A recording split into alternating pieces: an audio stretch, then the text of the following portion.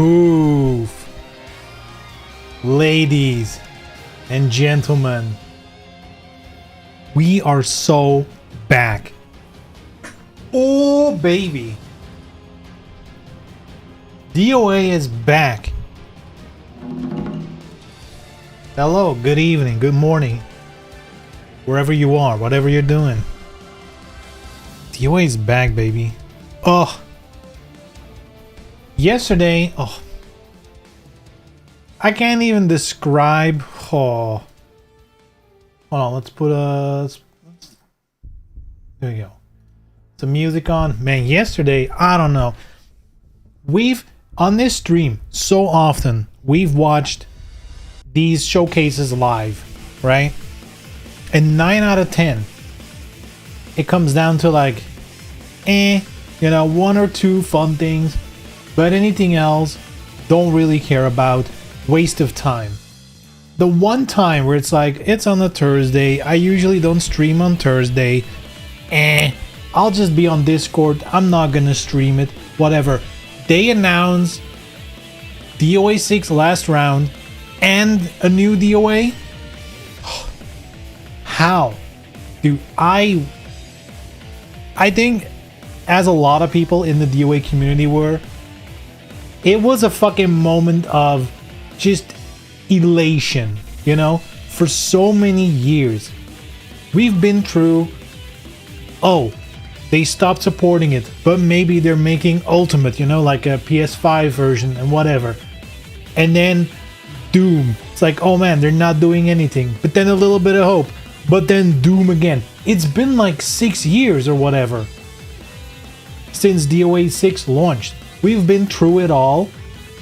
We were all at the end stage. Complete apathy. It was like, we accepted, it's gone. It's gone. Maybe, that was the idea we all had. Maybe in some future, somewhere along, on the horizon, there might be one. And then out of the fucking blue, they just dumped this on us. They're like, boom, DOA 6 is back. Boom, new DOA in development. Huh? I am beside myself. I've been giddy since they announced it. Like, literally, the moment they announced it, I don't think I really paid much attention to the rest of that showcase. I was so in my head, I'm like, oh my god, Dude, I'm so excited. I'm so happy. Oh. So what are we gonna do today? Well, for the gameplay portion of the stream, I'm just gonna continue Nioh 3. Because in the end, there's nothing new to do right now. I know a lot of people are playing DOA again now, like, they're excited. They're playing the game. I get it. Yesterday, I was like, am I gonna play the game? I'm just gonna continue Nioh for today. I'm very excited to play DOA again, though. But I was thinking, everyone did their, poggers react live. Everyone has already posted their videos online. I was like, I don't have the live reaction. I wasn't live. So what are we gonna do today? Boys and girls, we're just gonna go over all the information they've dropped since yesterday, because a lot of people saw the reveals, made their videos, and call it a day. But they've actually posted some information over the last 24 hours. So there's like a little extra details. If you're like really in tune with the community, you've probably catched most of it. But I thought, let me just put it all in one place. We'll just look at everything there is, and boom. We'll all be up to date with every information, with all the information that's known right now. Good to see you back. Hey, I've never been gone. I've been, dude. I feel this way. I'm never gonna blame or point at anyone that are, playing the game now. Doesn't matter if you've, if you haven't played this game, if you haven't played DOA in 5 years, like since the end of 6, please do still play it now. I really don't care. What I will say though is there are some people out there, and that includes me, I feel like, that have been playing DOA, maybe not every week, maybe not all the time, but we've been there, you know? Like, I've played DOA 6 last year many times on stream. So it's like, you know, and yes, now it's different. Now we know there's something on the horizon, like tangible. We know it's coming. So yeah, I'm probably gonna play more DOA again. That makes sense. But in the end, I feel like, you know, as we're gonna enter into this new era of DOA and like streamers, content, maybe tournaments, who knows, right? I feel like it's up to the community to kind of like, again, I'm not saying you should pick someone over the other, but keep in mind, some people have been here this whole fucking time. I mean, and that includes people like you, Osmic. You've been playing and even streaming this game so much in times where nobody gave a shit. So, you know, I feel like that counts for something. Feel like that counts for something. I nutted in my pants when I saw the DOA tease. Oh my god. They revealed the DOA 6 thing and I was like, is this it? This has to be a setup because that's been their MO, you know? They're like, here's Ninja Gaiden 2 Black, but also here's Ninja Gaiden 4, you know? Like that's like been their little thing recently.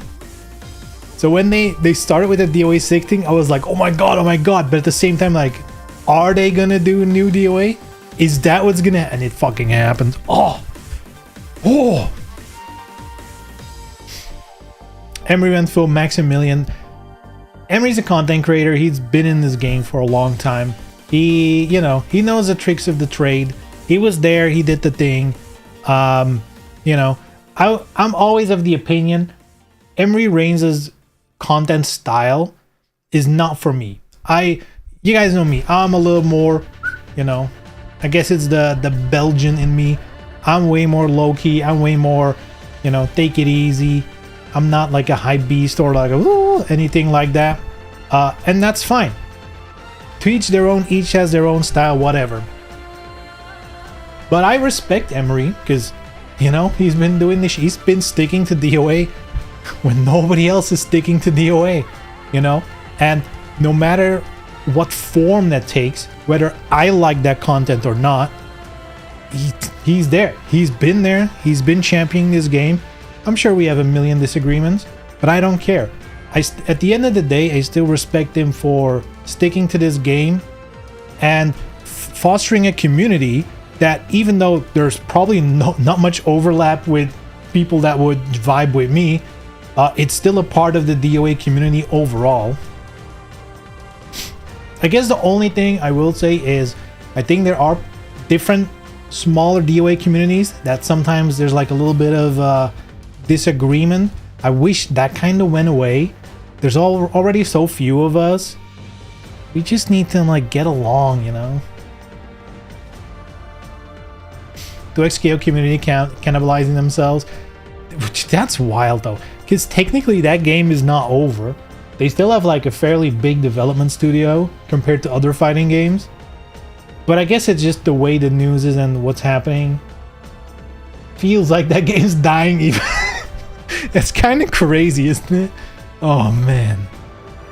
What characters do you think there's gonna be in the update? Like new characters? We don't know how many. I'm sure, safe bet, there's gonna be a new Venus Vacation girl. I feel like that's so obvious. Like I can't even, for DOA 6 specifically, I can't imagine them making a new character unless specifically they pull a Street Fighter and they make a new character that is gonna be in DOA 7 or whatever the new one is gonna be called, and they add him at the end of last round, kind of as like a hype for the new game. That's a maybe for a new character, but my guess is gonna be a Venus Vacation girl and probably like a returning older character, you know. Leon is like a very obvious choice. Something like that. That's like the safe bet.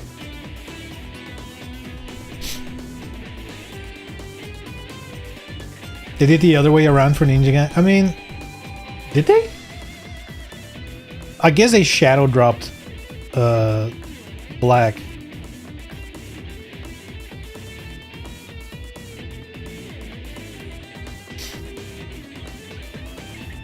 But the thing is, I feel like a lot of companies are doing it where they're like, here's like a remaster, or like with Tomb Raider, the exact same thing.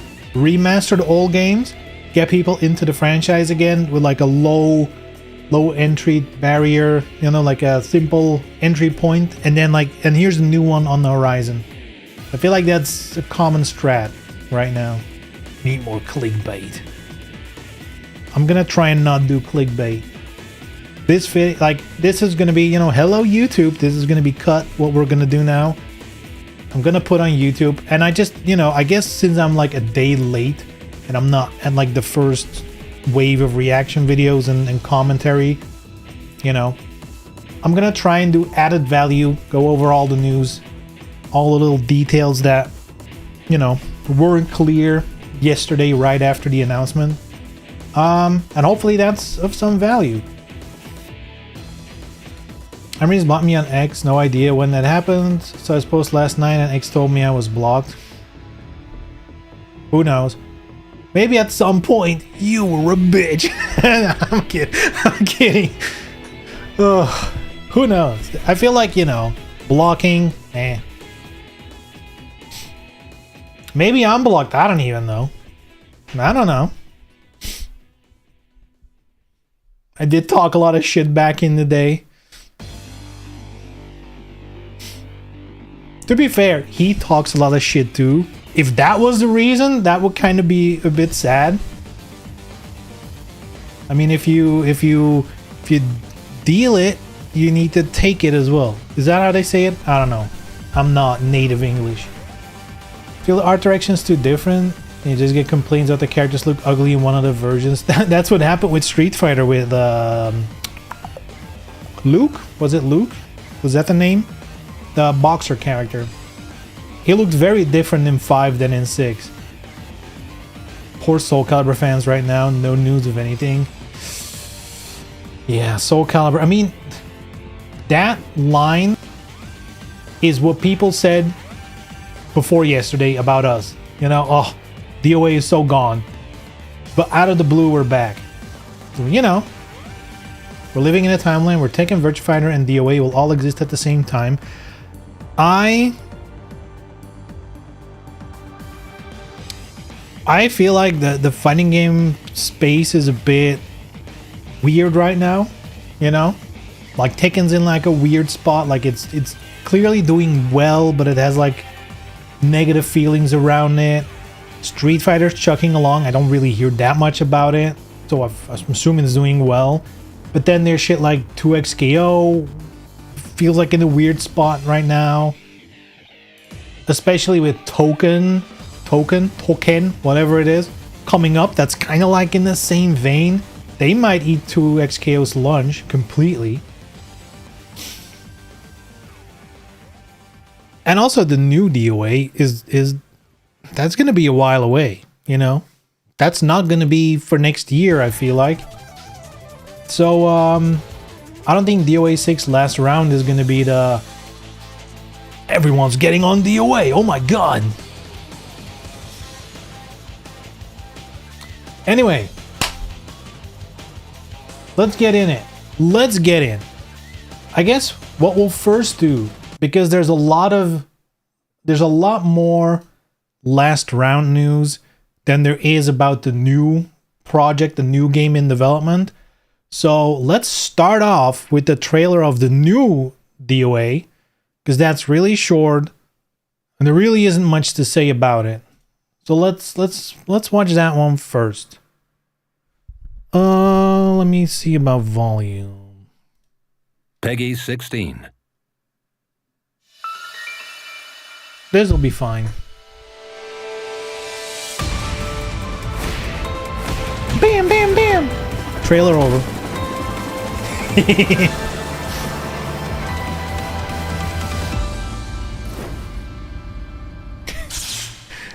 What makes me laugh with this one is I saw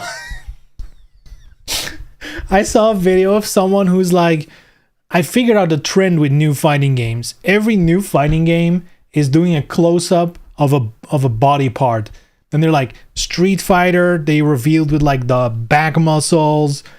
Tekken, they had like the bicep close-up. And like multiple fighting games have done this, like the new fighting games. And they're like, so what's the body part that Team Ninja's gonna zoom in on? You fucking bet it. Oh, never change, DOA. Never change. There's not much to say about this. It's Hayabusa, and obviously, I say obviously Kasumi. I'm pretty sure it's Kasumi, but it might be like a switcheroo. Maybe it's a clone once again.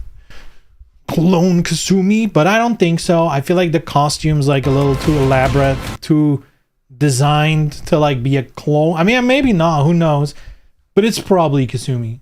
99% sure it's Kasumi. I mean, if you had doubts about the hair color, here it is. You can also see the logo on her back, like the logo. The name, the kanji. Can you see it? We're seeing something, all right. I think if I go back frame by frame, yeah, we're doing this frame by frame, boys. The real analysis.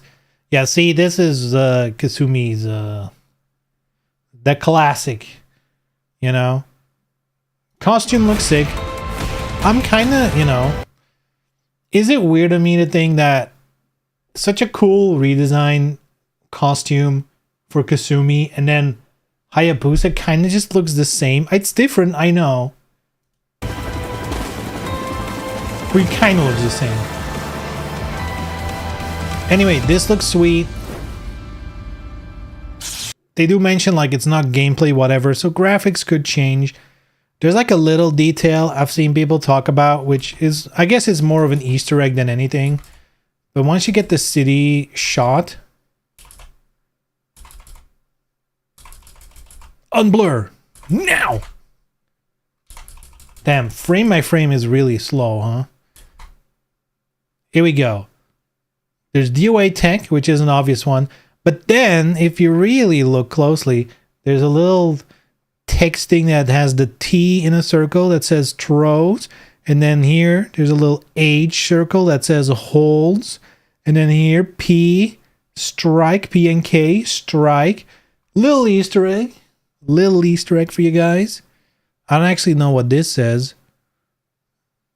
Aurora's X, something like that. I don't know. Maybe if you zoom in, there might be some more Easter eggs here, but I don't think so. Bad AI generated text. This is not AI.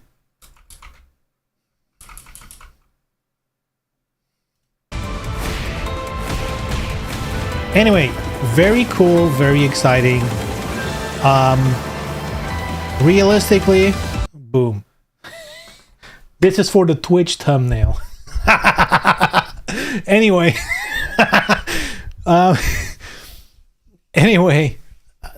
This feels like quite a while away, because if they're doing last round and they're mentioning new characters, new content coming up, I'm envisioning like minimum, as with the original DOA 6, a year of content. It would be surprising if this game comes out next year. That would surprise me. I can see early 28, but maybe I'm a little careful with it. Maybe they're further along. Who knows? Who knows? But at this point, with the history of DOA 6, I'd rather them take a little more time and just get it right out of the gate. Make sure all the basic content is there. Make sure your lobbies are there, right? Because even though that wasn't a big issue, that has haunted them till today. People will still bring that up. There were no lobbies at launch. So it's kind of one of those things where you need to tick those check boxes, not because it really matters, but it matters more that it's not there. So, you know, people are going to look at that and still say they nerf breast size. I don't know. I haven't really seen much about that. There might be some people But I feel like that's the minority right now. If anything, like if this is a costume redesign for Kasumi, she looks sick. There's like one shot where you can see her costume much better here somewhere. It's a little bit back. Yeah, here. You can see it a little bit better.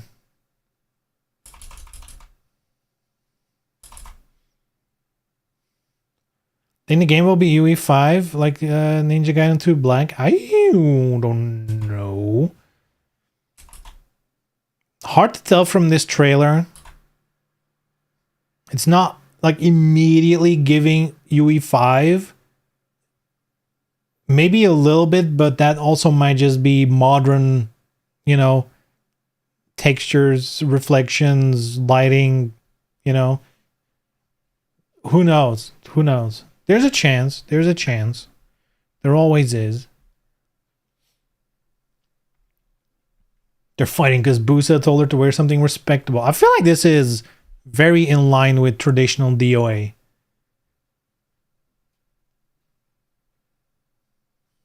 I like it. Anyway, that's all we have about the new DOA. However, DOA 6 last round. Little more news, but let's start off with the trailer. Peggy 16. In the name of Mugen Tenshin. Oh god, English? Oh god. Okay, why is it so grainy when it's on 4K, dude?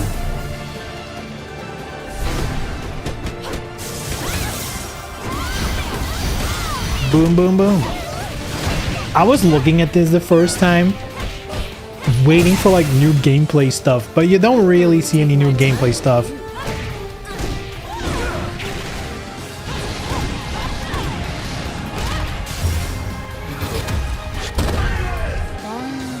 Fight me.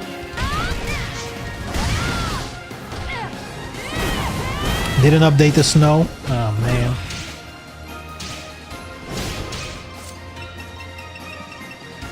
Let's get negative, boys.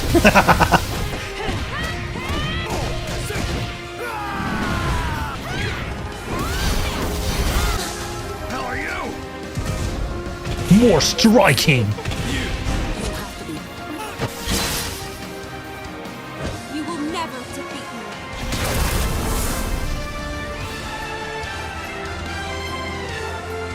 June 25th, which is close by. I mean, it's not like close, but it's pretty close, which I like. It's like one day before Evo, I think. Kind of, because there's like a side tournament for DOA 6 at Evo. Are they gonna play this version? I'm assuming. I mean, will they know? That takes a little bit of setup. I mean, I guess it's just because with this version you have all the characters and stuff. It's probably easier to just download this version on a console or two to get a tournament running. Anyway, there's some things here. So these first parts, they're showing off new costumes. It's a Ninja Gaiden costume for Kasumi. I believe a Venus Vacation outfit for Nico here. Same here. Prism outfit. Venus Vacation Prism, which is a cool outfit. And also a Venus Vacation outfit for Mary Rose. Do they show Ayane's new costume? Because that's another one. Yeah, the returning characters. We know. Don't you guys feel like, of all the things, like, they could have made this look a little more like Snow? Like, if you were gonna re-release, of all the things, that was such a minor change you could have done. Just, you could have changed it to look like Snow. Yeah, this is the new DLC outfit for Ayane. Which is also from Ninja Gaiden 3, I believe.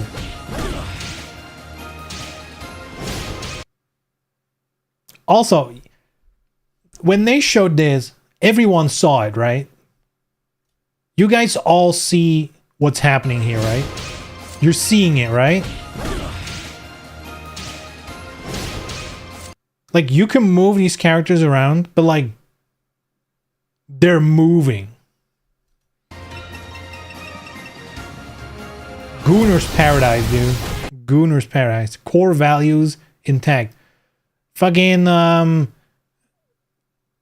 Mr. Wizard would have a heart attack when he sees that. Is there anything else new to mention? No. All right, that's what it looks like. Beautiful. It looks the same, which makes sense. Wonder if they got rid of the costume censorship mode thing. That was a bit of a weird one, and I guess we'll see. Because they have removed some stuff, which we'll see later, but they've gotten rid of the hair color DLC. Anyway, here's the website. What information do we have? Available June 25th. PlayStation, Xbox, and Steam. Only digital. In case you wanted a physical copy. Nope. Only digital. Yeah. They're gonna add new characters and skins in the future. Very nice. What else was on here? There's like a little, you know, some screenshots here. Good to know. 29 playable characters are all the characters, including DLC from the original DOA 6, except, of course, Mai and Kula. The guest characters are not included, which is probably because the license ran out, and that's an issue with guest stuff, unfortunately. Some screenshots. I don't know. These are just for the characters, I guess. Yes. All right. Not much new there. Then, new costumes for 5 popular characters have been added. Kasumi, Ayane, Mary Rose, Honoka, and Nico will receive a total of 5 new costumes. This wording, the wording was also weird in the press release that I got in my email. Here they do it again. You've shown 5 new outfits. 1 for each character, right? These are the new outfits at launch. This makes it sound like each of these characters will get 5 new characters each. But this makes it sound like it's going to be only 5 total. It's weird how it's written, but I'm going to assume it's just these 5, nothing more. That is my assumption. That kind of seems like, you know, it would be wild that they have like another 5 times 4, 20 outfits ready to go. Quick math. Anyway, new photo mode. I'm not a photo mode enjoyer myself.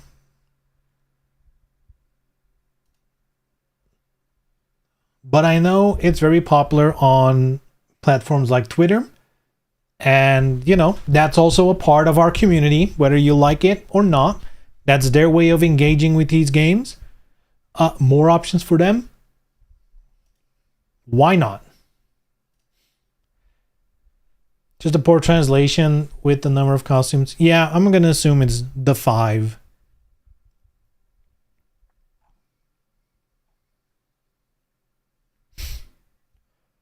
Updates to the latest hardware. So yeah, you'd almost forget, but this game, the original DOA 6, came out on PS4 and Xbox One. There is no native current console version of this game. So that's kind of like a, you know, you almost forget that because it's been so long. But yeah, this game came out like right before the new consoles, the current consoles came out, and they never updated it until now. So I think specifically, I know a lot of people have switched to Steam over the years, which makes sense. This is mostly going to matter for the load times. Load times on the console are on the longer side. Not like Tekken 7 long, but they're not, it doesn't feel snappy as you want it to feel. So that should be fixed now with these versions, and that's probably going to be the most noticeable change for console players. And I'm assuming like 4K and all that jazz. Now this screenshot, blink and you miss it. The health bars have a little bit of a different color, but only on one side. That's a choice. Who knows? Also, in case you were wondering, oh, I hope they're going to get rid of meter, yada, yada, yada. Nope. There's still meter.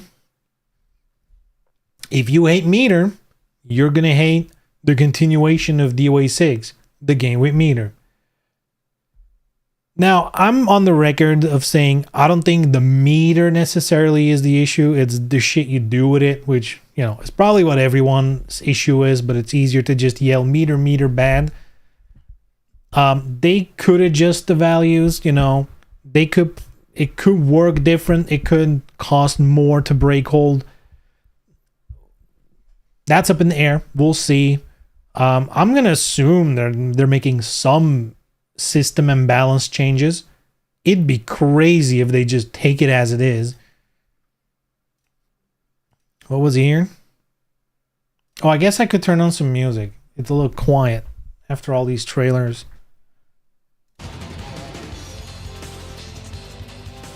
There we go. Yeah, you're just locked in the void with me. No music, no nothing. Ooh. But yeah, current consoles, which again, you'd almost forget, but it's an old game. Pre-order bonus with the most low-res screenshot ever. Beautiful stuff. This is a DOA 5 costume, I believe. It's also just a recolor, I think. Whatever. Then, some more information. I think people caught this like a couple of hours after the trailer dropped. After everyone was praying and hoping for crossplay and rollback. And now they casually drop here. Crossplay is not supported, which I think is probably one of the bigger crimes of this release. DOA doesn't, I mean, just for all games, crossplay should be a thing. But especially for games like this, which with smaller communities, that especially as time goes on. You know, if we're a year into last round, you know, player bases are going to be slim. If they're then split up again, that's just not good. That's just not good. And then the community has to like kind of decide, as they have now. It's like most people are like, well, I guess I want to play on Steam, or I guess I'm on PlayStation. That's like, and it's still split. So, it's unfortunate. And the fact that this is here makes me very doubtful for rollback, because this is like this is probably way easier to implement than rollback. And if they're not willing to do this, rollback seems extremely unlikely. We can hope and dream. We've been hoping and dreaming for 5 years now, but you know, I think we're gonna be able to keep dreaming. Maybe the DOA 7 game, maybe that one might do it. But that's the thing though, and there's a point of me that's like, they should have done it here, because they haven't really done it ever. And if they do it here, they can like learn from their mistakes and do it properly in 7. Because that means when DOA 7 launches, and it has crossplay and rollback, potentially, we don't even know, but imagine that it does, then it's their first try of doing rollback. Which we've seen how that, was it Street Fighter 5? There was a game that did rollback, and it like really sucked the first time. I think it was Street Fighter 5. So that's also a little scary. But that's still in the future. But very unfortunate. This was like, of all the things I wanted to see in like a re-release or an updated version of this game, it would have been like, crossplay was so high on the list for me. Also, that's another thing I keep thinking about when I read this, is like, There is no way they didn't know. The developers must have known. This is such a... Like, people have been yelling this shit for so long. The fact that they're not doing it, do they really don't care at all? Or is it like was it just like a technical thing where it's like, man, this is gonna take some retooling, some, you know, undoing some spaghetti code that we just, you know, doesn't make financial sense to do it? Maybe. I really hope it's the second thing, because if they don't care, I don't want to think about that one. Anyway, that's the website, except psych, there's more on their website regarding carryover of DLC and save files. Very important to know. Here's a little table. You always know gaming is good when there's a spreadsheet in front of your face. But instead of which edition you can buy, it's about this. So I guess that's good. So DLC costumes carry over. Previously purchased costumes can be carried over. Not yet purchased characters can be carried over if purchased. This one throws me for a loop. Bad translation, I don't know. Not yet purchased characters can be carried over if purchased. So, don't you mean so characters you've purchased carried over? Is that what you mean? I don't understand with a not yet purchased. It's a weird way of putting it. I don't know what that means. Anyway, this one probably means that the costumes, the DLC costumes, are not included in the game by default. The best case interpretation of this is that they're in, but like locked, and you can unlock them, but if you've bought them previously, you just get them. That's probably not what this means. What's likely to happen, and that's what they've done before with DOA 5, is that they'll just create a single bundle that's like, this is the DLC bundle of the previous thing, and you can buy that and have all of it, or most of it, or whatever. They're gonna do some kind of bundle thing, most likely. It seems unlikely that they are just gonna keep selling it in the season passes of the old game, because they are making a clear cut between this and the previous game. It's not just an update, you know, it's definitely just a new game you need to buy.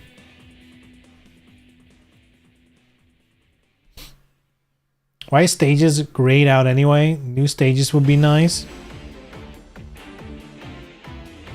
Stages?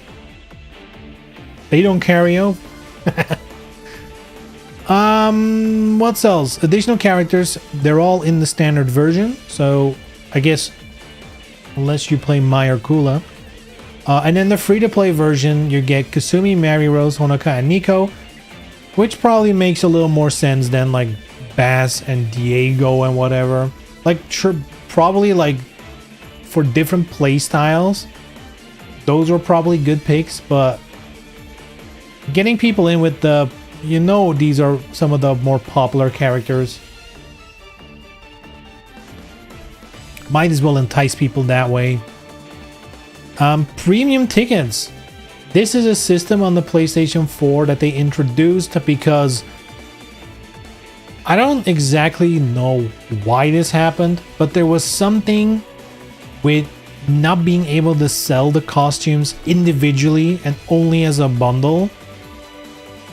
But then they introduced these tickets.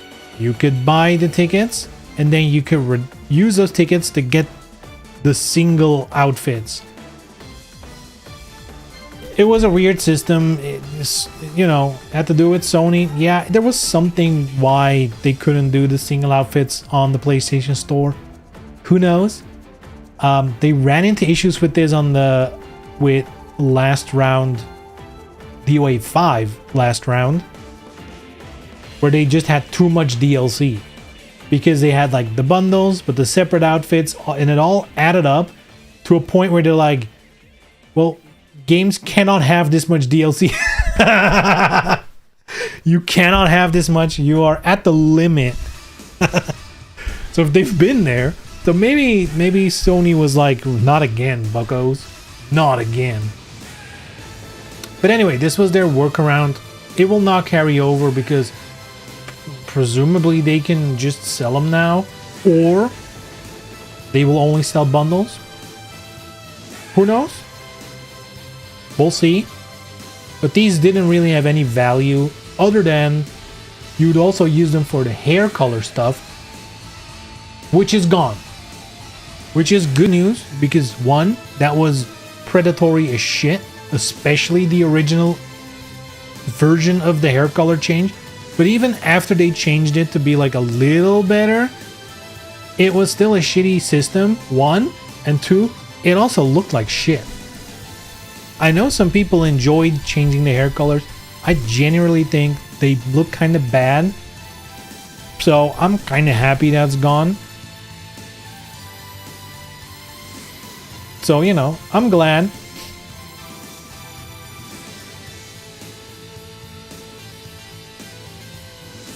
I wonder if Mai and Kula will be playable in the last round or not, and if they carry over. No, they're just not in the game. As far as I understand, they are not included at all. Which, depending on if you play them or not, that's good or bad. I didn't particularly care for those characters. You know, Mai was like, I'd seen her in 5. It was kind of like a been there, done that. Kula wasn't exactly my cup of tea, so I won't miss him, but I'm sure a lot of people will, especially Mai. I know she's a fan favorite for a lot of people in the game. Anyway, what does carry over still in terms of save data? We're in save data now. Own items, costumes, hairstyles, glasses carry over. I'm assuming this means the unlocks, more likely. Titles, collaborations will be out, makes sense. Music, story, all of this carries over, which kind of reminds me, music, I don't think I ever unlocked all of the BGMs, so maybe that might be a fun thing, a fun activity to go back into DOA 6 now while we wait on last round and make sure I unlock all the songs. But you know, your progress carries over pretty well. Except, of course, your ranked data, you know, your online rank and stuff, which kind of I wouldn't even want it to carry over. I kind of like that we're all just back at the start, you know, going back up again. I like that.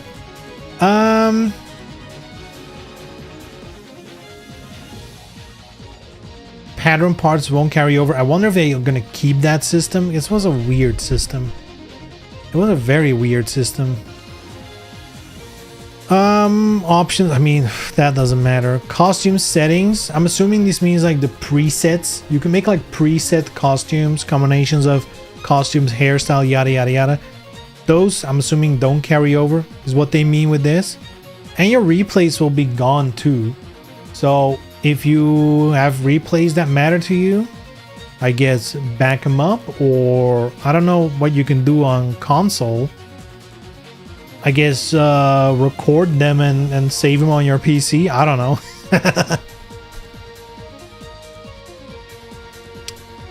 What's this here? Carried over from Core Fighters, which of course is interesting. You can, a lot of people got in with Core Fighters. Details on how the carryover data will be announced at a later date, which I feel like should just be, you know, load and it's done. Nioh 3 had a very flawless system between the demo and the full game. It just worked. You didn't even have to select anything. But, you know, this is a little more, you know, intense, a little different. So we'll see. And also, network play between the old and the new version is not possible, which makes sense. Because I'm assuming there's going to be balance changes. At minimum, just like changes in frame data. So it makes sense this is not happening. And this also kind of confirms the original version is not going to get like a title update 2 last round, they are making the hard cut to a new version of the game, from what I understand. I think that's about it. I also had the Steam page pulled up. Hey, yo, Hanukkah. Whoa. I don't think there is much new information here. A little more about the pre-order bonuses. It's 2 things, a costume and a hairstyle. May be distributed or purchasable later, which probably. Is there anything new information here? We've already saw the screenshot with the meter, but if you had your doubts, build your brain gauge, use Fatal Rush. You can be fairly sure the DOA 6 mechanics are going to be in the game. I've seen a lot of people on social media being like, oh, please change it. I think it's pretty clear with the new screenshots on the website, with these descriptions, it's all there. It's all there. You know, they're not removing that.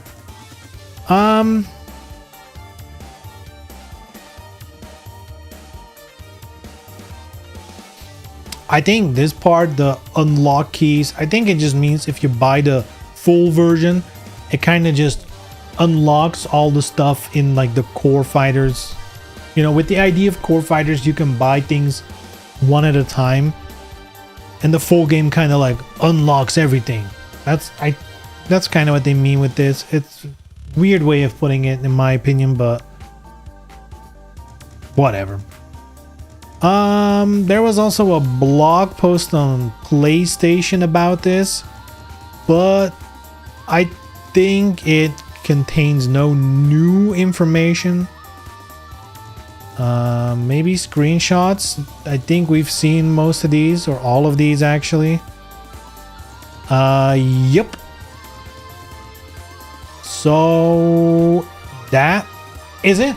That is, as far as I'm aware, and I've been looking around like for like an hour before stream. As far as I can find, this is all the information on the game. We skipped over it pretty fast on the Steam page, but it is, at least here in Europe, it's 40 euros. I don't know what that's going to be in dollar, probably 40 or 45.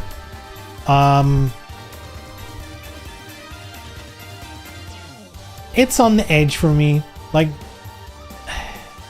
here's the thing. I'm fucking buying this. Sure, no crossplay. There's like things I don't like about this. I'm gonna buy it. Like, it's still DOA. It's the new thing. People are gonna be playing it. I'm on that. That's gonna be, you know, I waste money on way more stupid shit. I'm there. You know, that's kind of a given. But, you know, judging on the value of or how happy I am to pay it, I would say 40 is like the upper limit of what I would be willing to pay for a new version of this game. Like 60 would make me feel very icky. Again, I'd still buy it because I'm here. I'm gonna be here with this game. But that would leave a bad taste in my mouth for sure. 40 is like the upper limit of like, you know, like, sure. I think 30 would be like would have been a sweet spot of like, yes.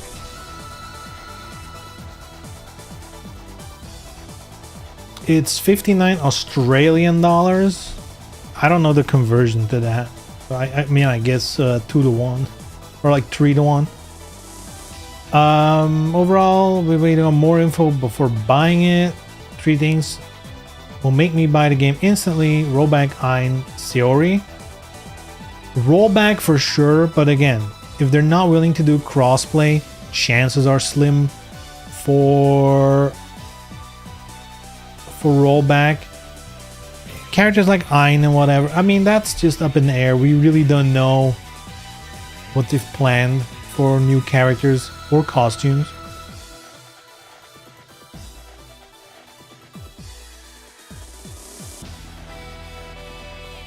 Only thing that kind of surprised me in hindsight is that Hayashi Is still the series producer. Thought he moved to a different role at Koei Tecmo. Maybe he's like back. Maybe he moved back.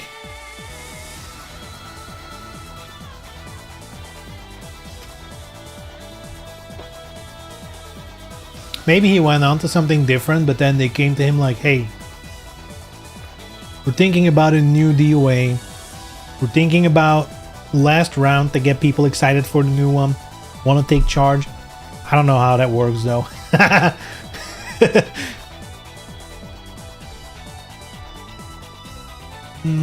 Guess we get Eve as a guest, it'll be worth it. Eve? Like Parasite Eve or Eve Stellar Blade?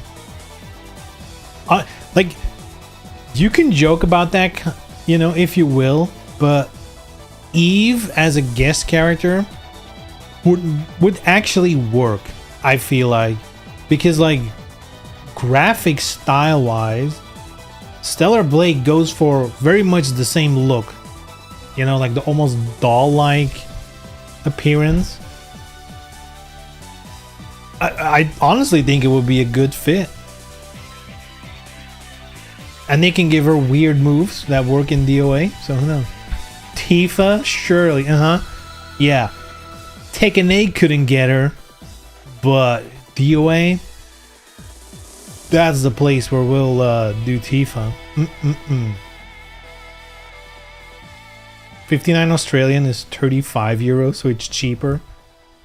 But you gotta add VAT, of course. Tifa's being saved for DOA 7. Yeah. Now we're coping. Tifa is never happening. If Tekken is not getting Tifa, nobody is getting Tifa.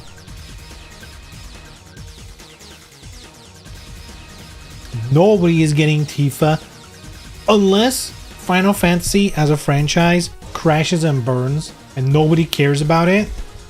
Then they'll be giving her away for free, but the way it is now, nobody's getting Tifa. That is not happening. Or unless someone really forks over big bucks. Big money. Irresponsible money, really. That will make it happen, but...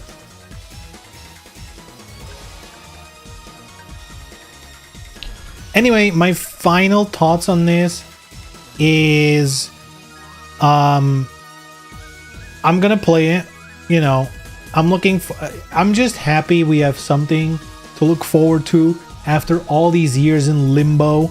You know, it's been a tough time being a DOA fan, but I'm happy we're getting this new version. I'm most excited about the new stuff they're adding in the future for this, because for now it's just, you know, an updated version on current consoles that's probably gonna play similar.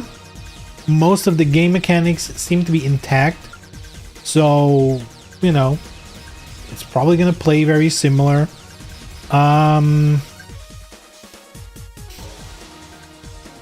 It's definitely a mixed bag in a way, where again, I'm very happy I will be playing it, but no crossplay is really a bummer. Probably means no rollback, which is also really a bummer.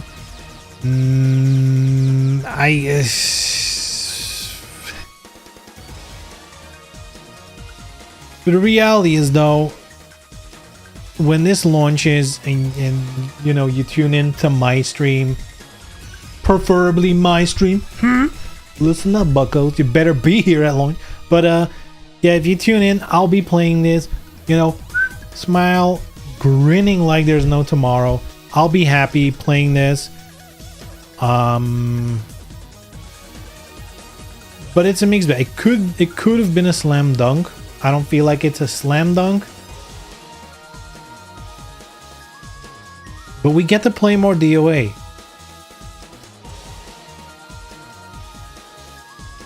We get to play DOA again, and we have a new one in the future, which is the real exciting thing, really. New DOA that comes out in 2 to 3 years has me far more hyped than 6 last round. To me, 6 last round really is like, you know, it's like a moment where people get are gonna be back in the game again. there's gonna be like at least a temporarily invigoration of the player base, so you can play ranked games again fairly easily for a minute. I really hope this is nothing to do with the game itself. I really hope the DOA community as a whole kind of gets their shit together and just stops with the weird infighting and the weird, you know, shitting on their own game and whatever. There's been this topic that I've been seeing online now about toxic positivity about video games, which I still don't understand what they're talking about, but this whole idea of like, well, if one thing's bad, we just need to slam the game, say it's shit, and never play it again. It's like, you can love something and criticize it. You can enjoy playing a game with obvious flaws, right? That is possible. Humans contain multitudes. And I wish the DOA community would be a little more mature on that front. Which I know, haha, that's a joke. Fighting game communities being adults? Hell no. But I do wish, you know, as someone who streams this game, there's always like this community-minded mentality that's a little bit in me. And that mentality, at the end of the day, what it really wants is more people playing this game. More people being stoked about this game. Because then there's more people I can talk to about this game. We can share what we like about this game. That's what's sick about communities that love a specific thing. And I just want more people in. Oh, and I really wish the community was just a little less, you know, I don't want to say hostile, but like that's the vibe sometimes. I just want people to get into this game. I want the community to be like, come on in, let's play this sick ass game, and not be like, well, I mean, the game's sick, but really you should be playing DOA 5. Like that kind of shit. Dude, I will say, any of these fuckers who the last years now have been DOA 6 sucks, you need to play DOA 5. It's the only way to play this game. Don't even touch 6. If I see you fuckers playing last round, DOA 6 last round, and not lonely crying in an empty lobby in DOA 5, I will punch you through the screen. You are not allowed in this game. If you've been complaining and you've been like, you can only play DOA 5, you are not allowed in this game. We are gonna gatekeep you. We will gatekeep you. If you couldn't have DOA 6 at its worst, you're not gonna have it at its, you know, minimally slightly better. Oh, man.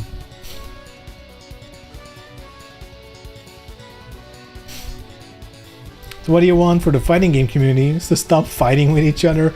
You have a game to fight in. You don't need to fight people in real life. There's enough fighting to do in the game. Come on, man. FGC blows in that regard. Yeah, it's a lot of... in a way, I understand it. It's a community based around competitive gaming, or like a game that's like made to like you need to fight each other. So it makes sense. There's a little bit of like you know, peacocking behavior. I play games that have been heavily criticized plenty by people, and I know they aren't perfect. But damn, I really like them for the things they do right. So I'll play them and have fun. Yeah, I think that's every game, you know. If you only play perfect games, you won't have many games to play. But I think that's part of, I guess, being an adult. I guess just having a little bit of nuance. You can like something with flaws and criticize those flaws without, you know, scaring people away, without, you know, like if someone says to me, tell me what's sick about DOA, I can do that using DOA 6. Because for all the faults DOA 6 has, the things I don't like about it, it's still DOA, and what I like about DOA is present in 6, you know? So I can do that. I can do that. True DOA players only do LAN parties for 1 on original Xbox. Using, what's it called? Like using like the internet connection that fakes a LAN connection so you can play online without Game Pass or whatever. Oh, good old times. Let's be honest, 5 was better than 6. 5 was better than 6. Eventually. Eventually. That's the thing. Feels like people always forget. When you're comparing DOA 6 to 5 last round, that's like years and years of like proper updates, which DOA 6 never had. And now they're doing 6 last round. We don't know how many updates, you know, on the actual system they've done. This could be a way better version of 6. You don't know that yet. But pound for pound, like 5 last round is a better game than 6 vanilla. But that doesn't mean 6 is a bad game. There's just a better one. But you know, I don't only play the best game I own. I have plenty of games that are not the best thing I have, and I still play them. So, you know. What's this song? Oh, monster. I want guest character for DOA 7, a specific guest character. I almost don't want a guest character. Or like maybe one, but that's like included in the base game, not a DLC one. Because that's always weird. The world's way too bleak for me to get my ass chapped about some flaws in the video game. Yeah.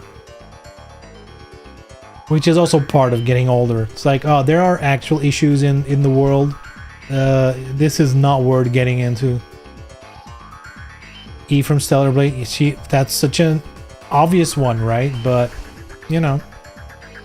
We'll see. We'll see. That's a very... I would love that as well. Let's character Sayori. See, dude, this is what I like about it, though.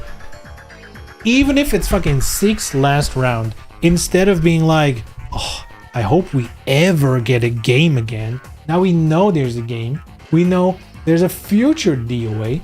And now we can start speculating about what cool shit might happen. What we would like to see. Instead of throwing some random shit in the wind, you know?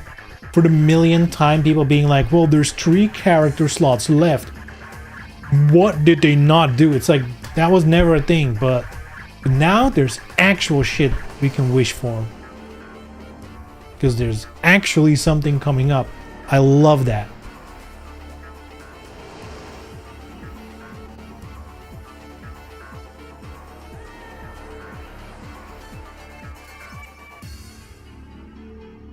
What is this discussion, dude? Ayane's breast size? Come on, man. She has smaller breasts compared to Venus Vacation. I feel like with the DOA 7 reveal, though, I feel like Kasumi, you know? That shit increased, it feels like. That feels like an increasement. Increasement? Bull. My English good is very. What else is there to talk about? I think we covered most of it. Unless you guys have something to add that we can talk about this game, about these reveals. I'm just generally really excited. I'm just really excited. To the point where I've been yapping about this shit for an hour now. And I thought it was like 10 minutes. Ugh. I was like, dude, I wrapped this up so quick. This is gonna be the easiest thing to edit into a video. I'm fucking live for an hour. How the fuck did this happen? Huh? Dude, DOA is tight. I love DOA. I'm happy it's back. And it's back in the sense that there's a new DOA on the horizon. you know, like a new one. And that is just that feeling of just not being, there's nothing, you don't know what's happening, but like it's happening. We don't know anything about it other than it's happening. That puts me in a better mood already.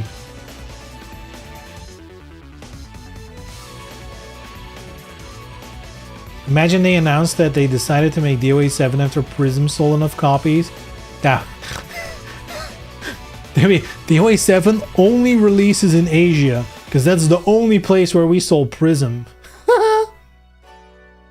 She's looking like her usual endowed self. The world is at peace. World peace achieved through Kasumi's bosom. Makes sense. It gives me peace. I dig her new outfit in the DOA game. Like the mix of blue and pink. Yup, it looks sick. It looks very sick. It's like way more... With DOA 6, her default outfit, they specifically mentioned, oh, we were inspired by like more like American style superhero stuff, like this skin tight stuff. Cool idea. Seeing the new outfit being just like very Japanese, if you will, like not something else, but just like very traditional, but like, you know, proper designed as well. Very good. Love to see it. Alice bus side have changed throughout the series. Used to have the second largest, right behind Tina and DOA. Dude, they've been changing that shit every game all the time. You know, the weirdest part is that there's people measuring that shit game by game. That's, you know, if you're the type of person who's like opening these models in like Blender or whatever, they're like, see, they're smaller. Like, you need to take a hard look in the mirror, and not a look in the mirror while you're hard, like a hard look in the mirror.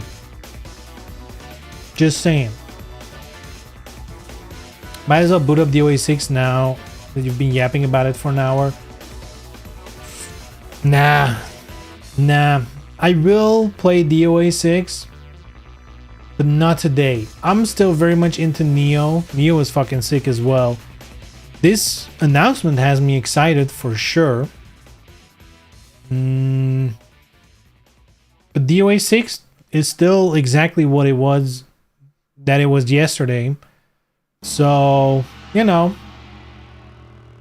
And we have time. It's launching in June. I'll play DOA. We'll be there. We'll be here. That's the thing.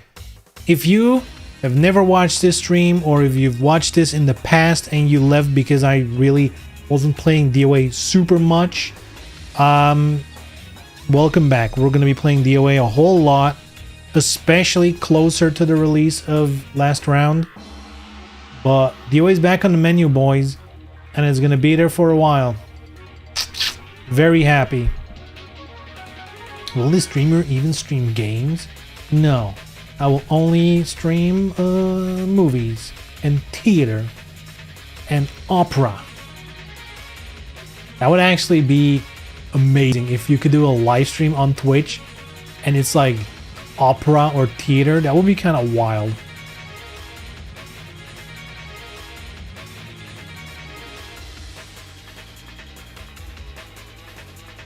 To be fair, the only guy I saw measuring did debunk the grifters, basically. It's honest work. Damn. He's like, I'm really sad, but I'm also right. Oh, that's sick.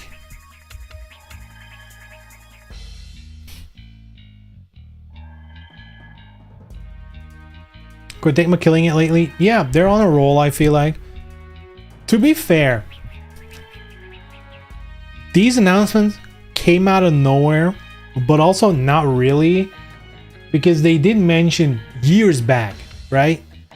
They mentioned in one breath at some point, like, yeah, we're looking into what we're doing with Ninja Gaiden and DOA. You know, we'll figure it out. We're working on it. The fact that they mentioned them kind of at the same time, you know, looking back on it now, it's like, well, they probably had plans to do like the Year of Ninja Gaiden, and then like, well, now it's DOA time. Like, this has probably been like on like some kind of timeline internally for a minute. Look at the category. He's streaming DOA 6 last round. I think I picked normal DOA 6. There is a category for last round already, but nobody was there. So, you know, I go where the people are. Anyhow, I think we're at the point in the stream where I usually am about to take a break. I might as well do that. Switch over to Nioh mode and get on with that game. But yeah, all in all, I'm super happy DOA is back. I'll absolutely be playing this. I'll absolutely be keeping up on the news. So, you know, stick around. You know, I don't care if you stick around for me or for someone else. Be in this community. As long as you'll be in this community, I'll be happy. You know, I want people playing this game. I want to see you guys in the game more than I want to see you in my stream. That's at the end of the ride, at the end of the day, if you at the end of the ride on my deathbed, I'm like, thank God people are playing DOA. No, at the end of the day, that's really what I want. I want this game to thrive. I want the community to thrive. He's having a stroke.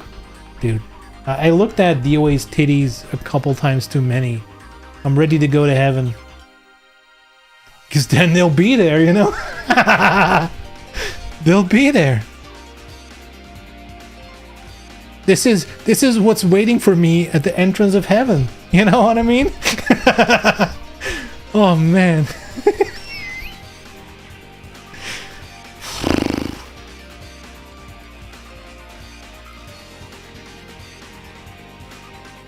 I know Soul Calibur will eventually happen, but I don't know if it will happen this console generation.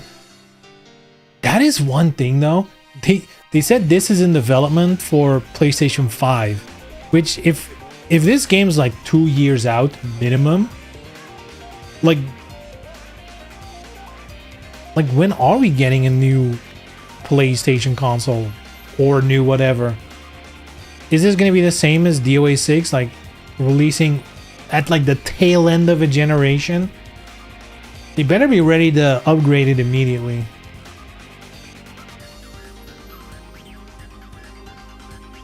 We're gonna do another middle of the console gen Switch game. PS5 need more games for, yeah, they have no games. That is honestly, that meme has grown on me so much. The PS5 is no games meme. Because the longer it sticks around, the more absurd it becomes, but also the more funnier. It's fantastic. Where have you been? Yeah, Seagull, explain yourself. Where have you been? I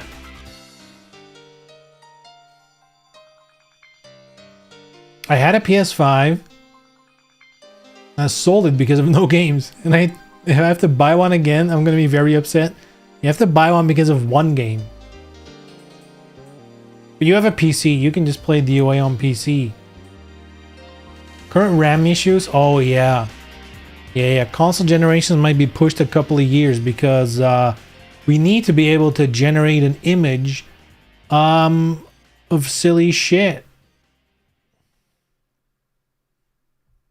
AI is important, don't you know? How else are you gonna get a virtual boyfriend or girlfriend? I don't know what people do with AI these days.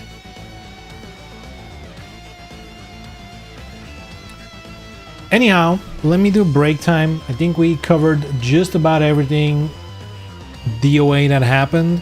Hopefully, you got something new from all of this that you might have missed. It's all the information I could find. Maybe there's some more out there, but I do not think so at the moment. Yeah. Super excited. Super excited. All right, let me take a short break. And then we'll be back and we'll play some Nioh 3. All right. See you in a minute.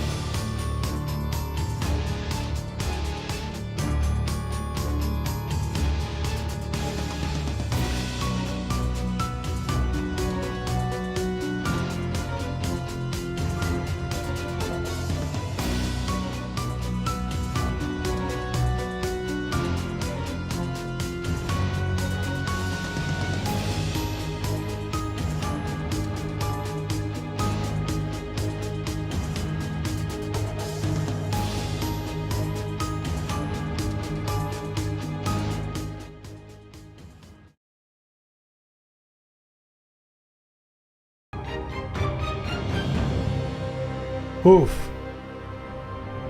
Back in action.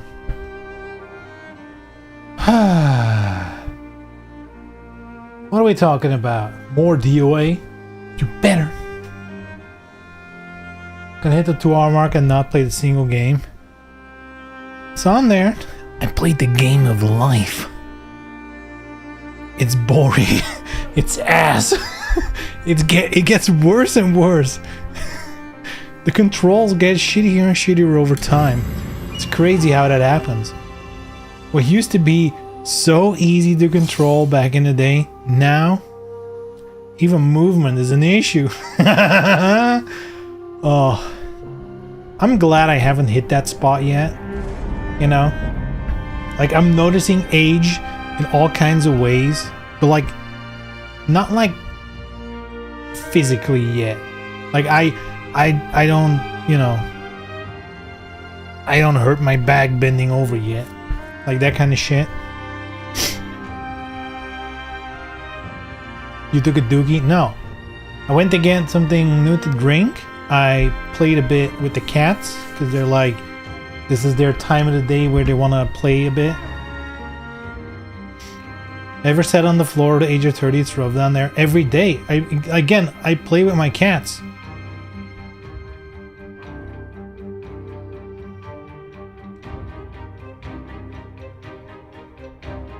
I think I'm lucky in the sense that I've always had like an office job, which means my work never destroyed my body.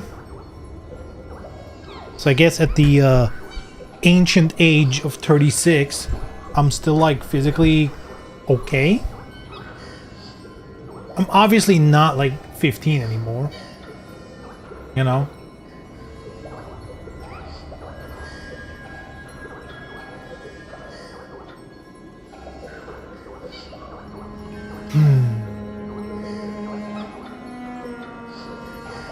Let me catch up on chat a little bit. Hopefully Koei won't ruin DOA last round by being greedy and stupid. They will. But there's actually there's a flip side to that story. Because I have seen this. And this shows you the power of, you know, stupid people, I guess. It's the power of marketing. It's the power of putting ideas in people's heads without facts. The amount of people on both the DOA 6 last round trailer and the new DOA trailer in the comments, I've seen multiple, like to the point where it was many people. They're like, well, it looks good until they charge, you know, $5,000 of DLC. And it's like, yes, I get it. DOA 5 and 6 has a lot of DLC. You know what has more DLC? Tekken 8, Street Fighter 6, Mortal Kombat at this point probably. Is Mortal Kombat still going? I don't know. Every current fighting game is microtransactioning you out of the wazoo.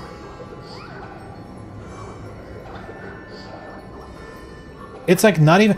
Dude, I did the calculation. Like, we actually went over this one time.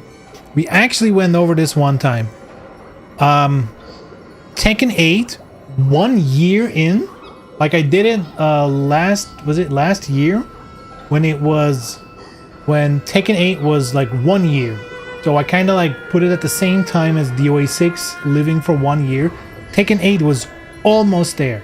If DOA 6 did not do the hair color stuff, Tekken 8 would have had an equal amount of DLC. I think that was the only thing that pushed DOA 6 still over Tekken 8 in price was the hair color stuff. Without that, they were neck and neck. And Tekken 8 has been going on and adding costumes and stickers and all the nonsense and battle passes and whatever. So Tekken 8 at this point is infinitely more expensive than DOA 6 ever was. And Street Fighter 6 is also constantly doing battle passes and yada yada yada. Like, You know, Ninja Turtles for like 20 bucks. That's ancient history at this point, but they've been doing that the whole time. DOA 6 is a fucking bargain in the current day market. $93 for a season pass. And again, that's why I'm saying marketing is the king. Marketing is what did this. Because guess what Tekken doesn't have? A season pass for 60 or for 90 bucks. They're selling their costumes one by one or in a little bundle. You know, 15 here, 20 there, or I guess 400 fight coins or whatever the fuck they do to squeeze even more money out of your ass. You know? DOA 6 and DOA 5's biggest issue is they were being honest about their price. They put the price for an entire season out there for you to see. And that was a high price. And people were like, what the fuck? Every other game is just doing it bit by bit. You know, slowly boiling that frog. And nobody even... Like, if you go into the Tekken shop right now, take your calculator out, because Lord knows you're gonna need it, and start fucking... Right? Is gonna cost you, at this point, well over 500. Guess the Tekken 8 Season Pass 3 for $34 doesn't exist? It doesn't. No. There is no equal type of Season Pass. Show me the Tekken 8 Pass with all the outfits. Show me. They won't. You can't. Because they only selectively... Their Season Pass is not all content. They exclude most of the content from it. DOA was too honest. They put all the content in. That's DOA's biggest issue till this day. They were honest. They packed in all the content in the Season Pass. Up until they did the fucking revival outfits, but whatever. That was, you know... In a way, people complained about it, so they excluded it, but then added it on top. Whatever. Still, by the way, with all that combined, was still less than Tekken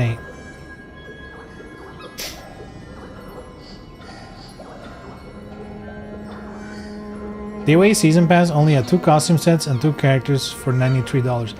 Yeah, but... You're being very... You're using semantics a lot now.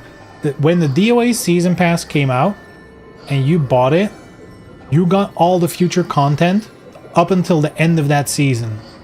And then the next season rolled around, new Season Pass, and you got all the content until they did the revival outfits, because people complained about the revival outfits being in the Season Pass and not new content. Yada yada yada. I didn't. I still had shit locked. That would be impossible. Then you fucked something up yourself. What can I say?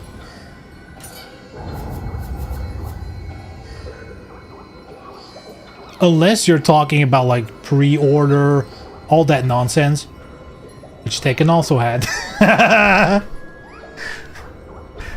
Again, you will not convince me that DOA 6 was worse than Tekken 8 and Street Fighter is now. You're defending your favorite game with shitty practice? No, it's horrible. No, you are completely... You are really changing the facts here. No. I think it's garbage. I think all games with microtransactions are garbage. They should get rid of that yesterday. But if you're gonna complain, or if people are gonna complain that a new DOA is like, oh my god, here comes the microtransactions, that's just stupid. Because all games do it now. That's such an empty complaint. If you're not doing the same complaining with Tekken, right, then your word means nothing.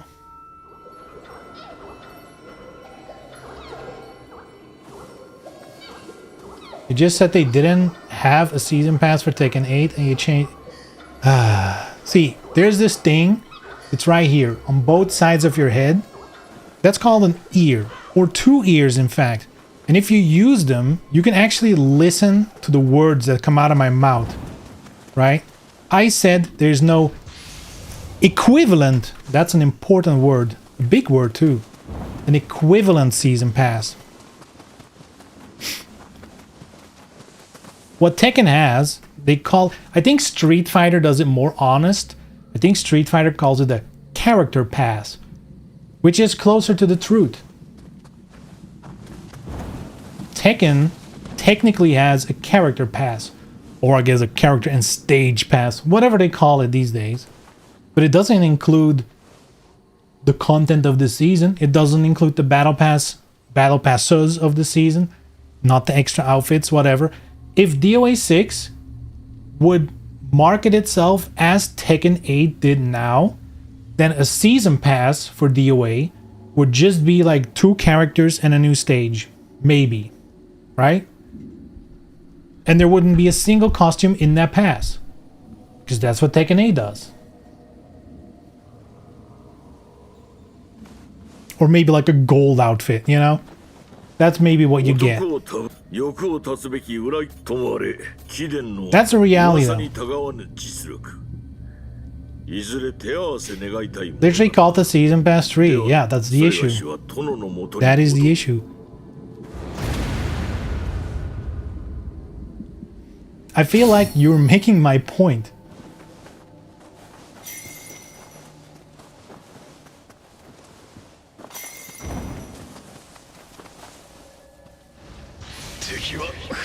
But I have a feeling we've reached the point where, you know, you've kind of like digged in your heels and are not open to seeing it a different way. So I don't think any logic I bring up is going to reach you at this point. We'll leave it at that. My brother, have you seen a mirror? Yes. Personal insults. That is the way to win an argument.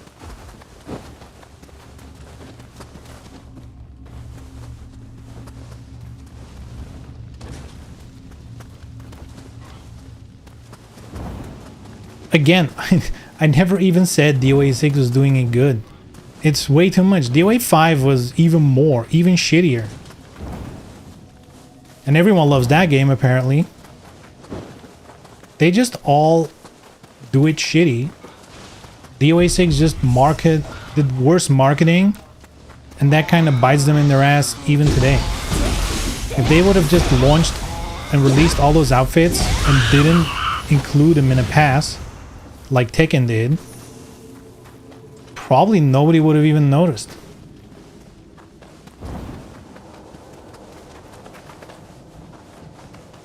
It ain't that deep. If you buy all the TA content, you can. You're paying just as much, if not more, than you did for DOA 6. Exactly, that's my point. At this point, way more. A year in Tekken 8, they were right at the cusp of being the same as DOA 6. So by now, it's way more. Where's that fucking chest?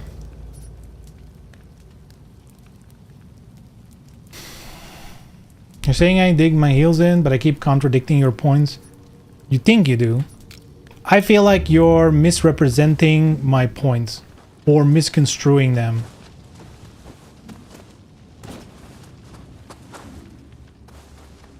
You just move the goalposts.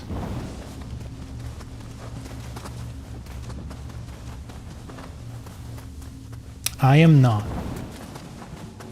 My point stays the same.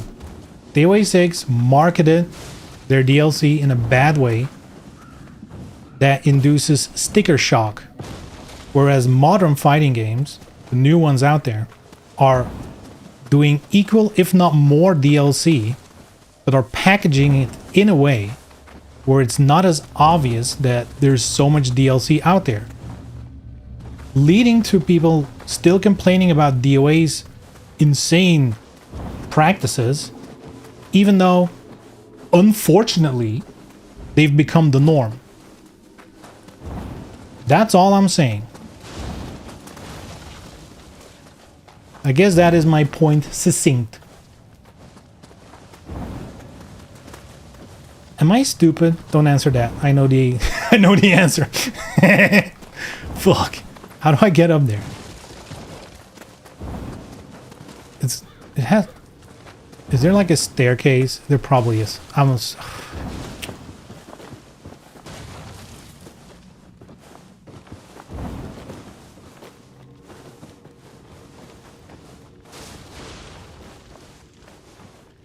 There it is. Boom. The 8 has far more content than the OA6. Purchasable, yes.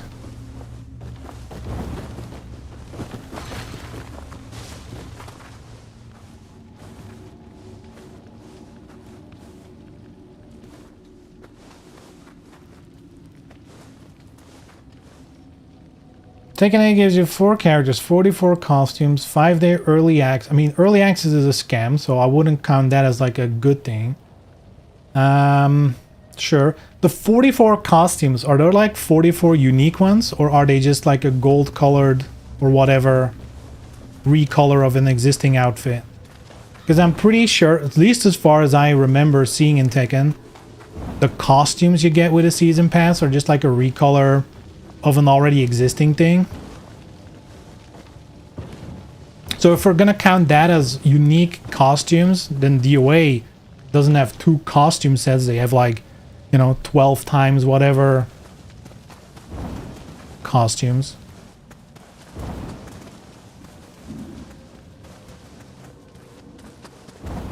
$24 versus $44. Sure. You know what? Actually, you are right, Tenko. You win. You are absolutely correct. Tekken 8 is actually a sweet deal. And you should buy all the costumes and DLC.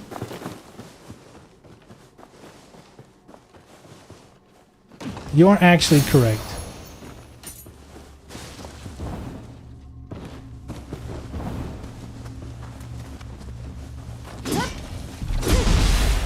Oh no.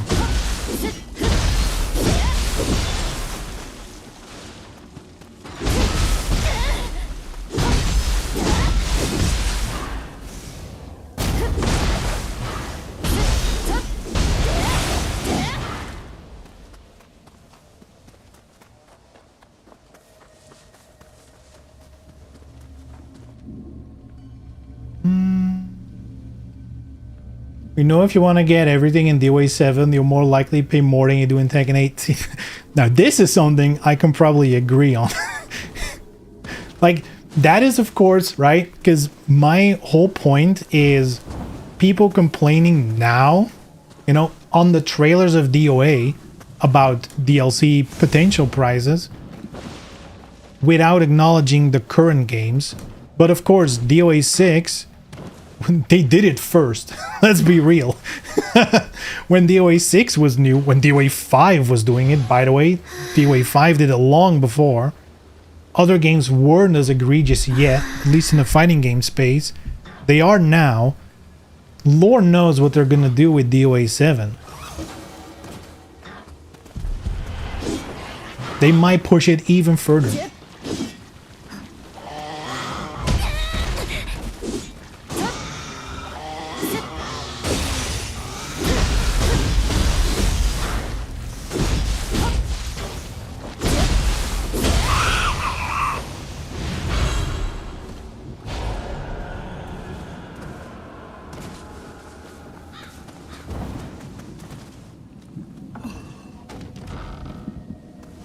Which gaming could go back to things were simpler, like no online play.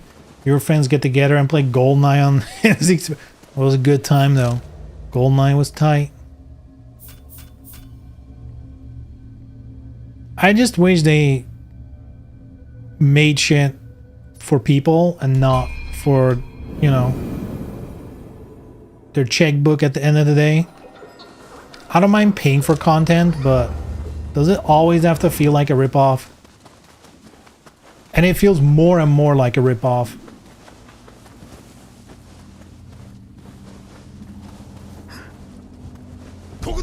Oi!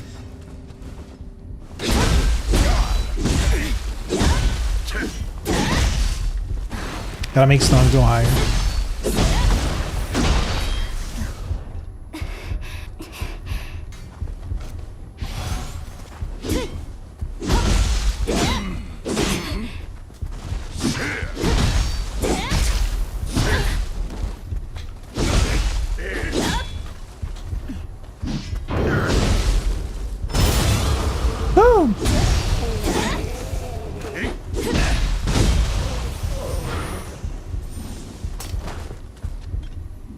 I'm still convinced though, if DOA would have released a character pass with all the new characters, you know, the 5 characters in total for like 30 or 40 bucks, and then just sold the costumes separately without ever including them in a bundle, I don't think people would have even noticed the high prices. But because like that 90 bucks is screaming in your face.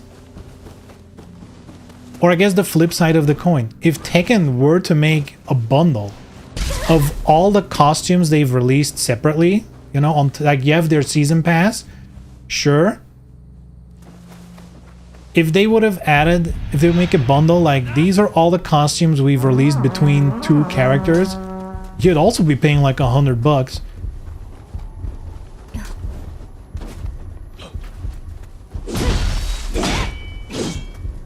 I'm sorry, I mean 5,000 fight coins. Oh no. Oh no. That's gonna happen with DOA 7, huh? We're gonna have an in-game store with fight coins or whatever nonsense. And a costume costs 100, but you can only buy 200 at a time. Ugh.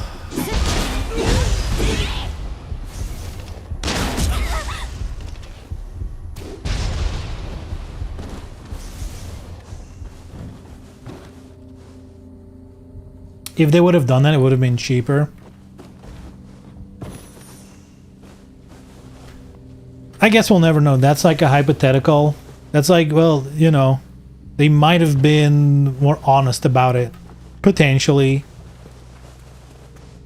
I will say that is a criticism I do have for DOA, is that the fact that buying the season pass barely gives you a discount, you know?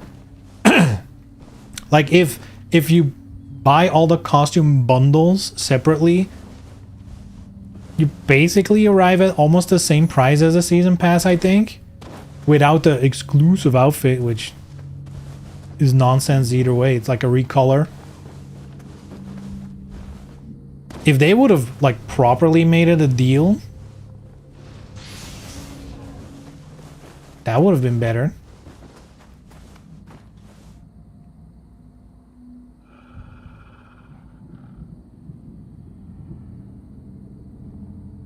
Oh, you think they would have made bundles only for the character you play? Ugh. But then DOA would be way cheaper as well. Like if you were to be able to buy the Kasumi outfit bundle and you get all the outfits for Kasumi, though that probably would have been the more expensive one because she has so many outfits.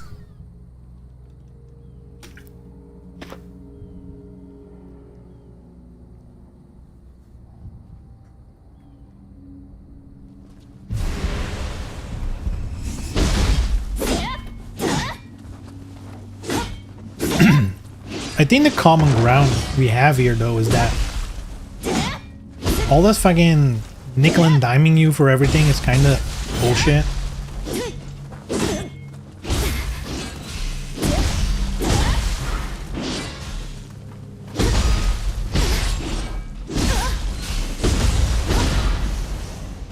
And the worst part about it is, as much as I'm complaining about the prices of Tekken and whatever, compared to the broader gaming sphere, we're still paying peanuts.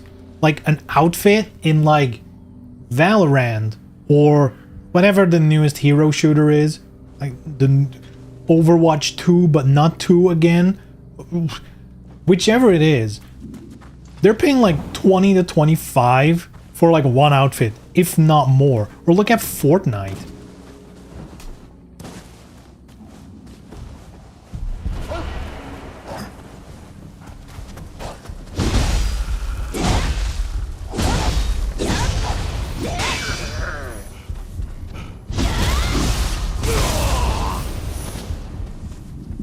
I don't want to say we need to be glad with what we have, but it definitely could have been much worse. Someone pays $200 to pull their gun. That is actually the nightmare scenario for DOA 7. Or even last round. They're like, well, we're gonna make new costumes. And they do like a Venus Vacation gacha roll. Oi, oi, oi. That would be a disaster. For the players. For their wallet, it would probably be really, really good.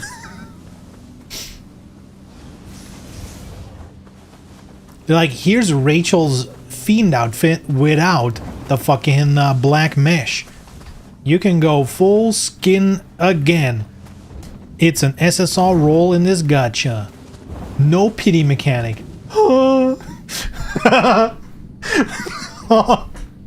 Dude, oh no. I don't even want to say the words because I feel like I'm making it real. Like I'm materializing the idea in real life and now it exists out there. Now it's floating in the air for Team Ninja to grab it and implement it.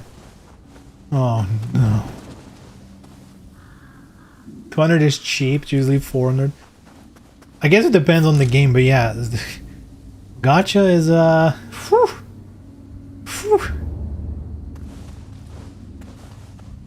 You can't buy characters in the OA7, you have to get them piecemeal with gacha. What? You've unlocked Kasumi's finger.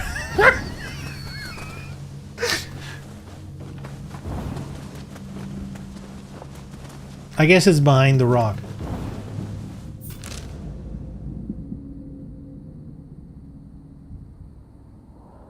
Mary Rose's 4, you're gonna be fighting nothing but Marys for days. Oh. No, they're gonna put all the girls at like 5-star. So you're just gonna be fighting Jan Lee all day.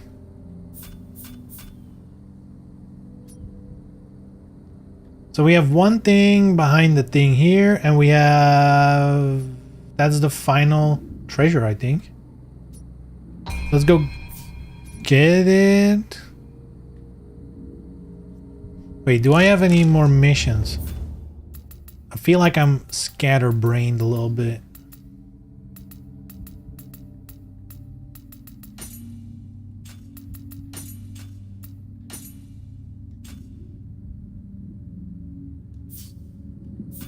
What's on the map? I'm just like, where are my missions? Shouldn't they be here, or did I complete them? I guess I completed the side mission here, and my main mission is here.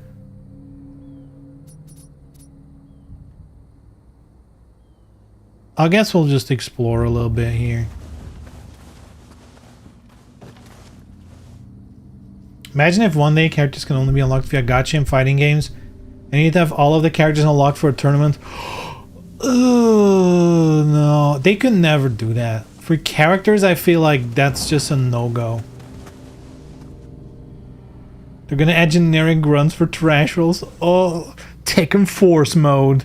You're fighting all these fucking mercs.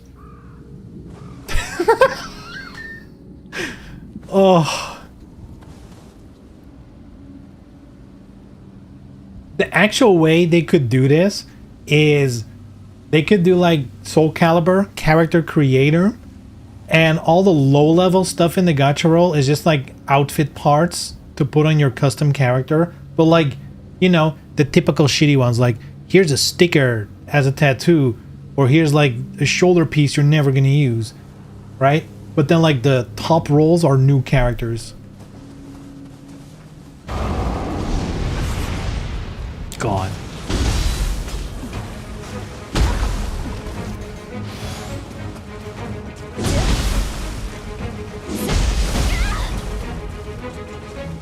Actually, it is an interesting topic if you think about it.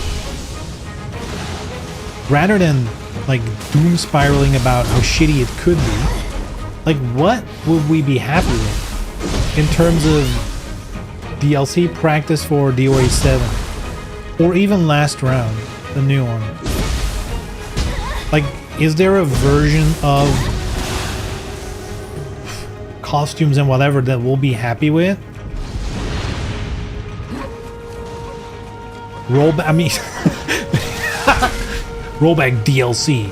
90 bucks, bitch. Probably the best 90 bucks you could spend, but...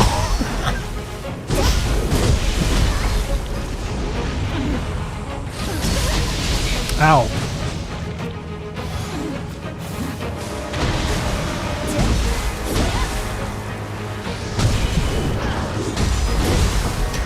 push the button. Oh shit.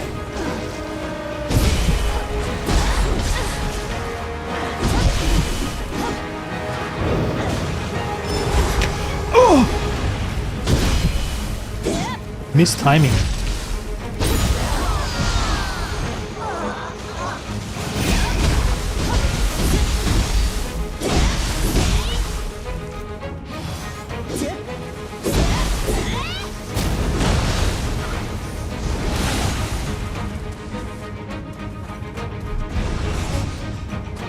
Crab?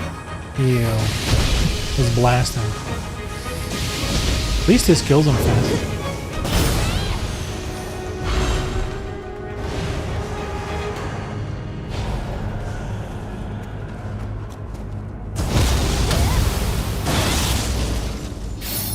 I want rollback to add in the shadow effect from Nioh. Every time it rolls back a decision, it makes the winning character do the shadow effect. They could make it cool. The reality is though, at least for last round, I'm very convinced there's no rollback. If you're not gonna do crossplay, which is the easier of the two to implement, you're also not gonna do rollback. That would be crazy if they come out. It has rollback. We did the whole new netcode, yada yada yada. We couldn't be fucked with crossplay, like really? If anything, if you go through the effort of redoing your entire network stuff for rollback, you probably would design it with crossplay in mind if you're gonna redesign it. So the fact that the crossplay thing, the no crossplay, kind of makes me feel there's no rollback pretty much guaranteed. DOA 7? Who knows? That's up in the air.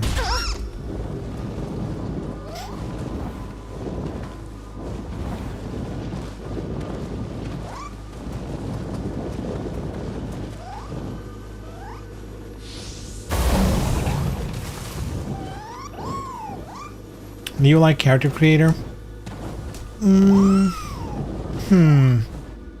I always feel like character creators in fighting games are a double-edged sword. It's obviously cool. You can create your own character, or even if it's like a the costumes. If it's not a character, but like the make your own costume with costume parts. It's very cool. But it also means there's gonna be people who make the most horrifying shit ever. Or make characters on purpose look like other characters. Or like, you know, I feel like it's too much responsibility in people's hands and they abuse it.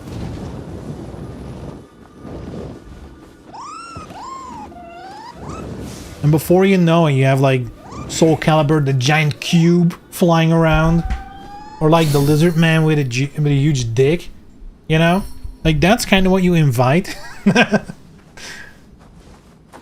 So, I don't know, it's... Obviously, I want to create my own character and costumes, but... I know other people are also going to have that power. And that's a big drawback.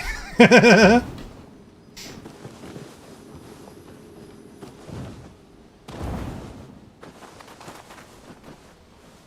don't see the problem with Phallic Lizard. Damn, we found him, boys. We got him. Found him. It's like, dude, that was my best work.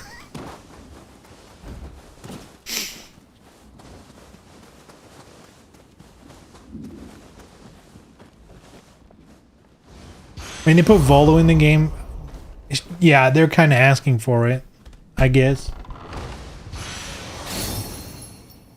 I mean, I saw the clip though. That was Lizardman with cock and balls. Like, the whole spiel, literally, his whole spiel out there.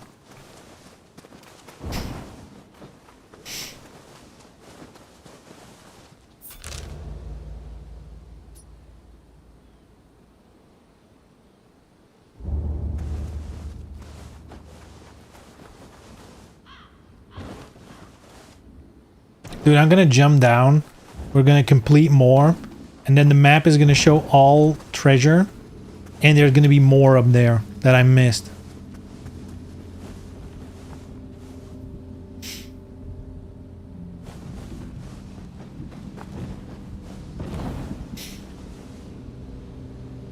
Might have to get to it then. For me, Souls-likes work better or more fun if the world is bigger. Not exactly stage-based. Wait, what? Are we talking about Nioh, or I'm a bit lost in the conversation there? There's shit down there. Ooh. How did I get up last time? What? I guess I didn't get up. I followed. Yeah, I went down here.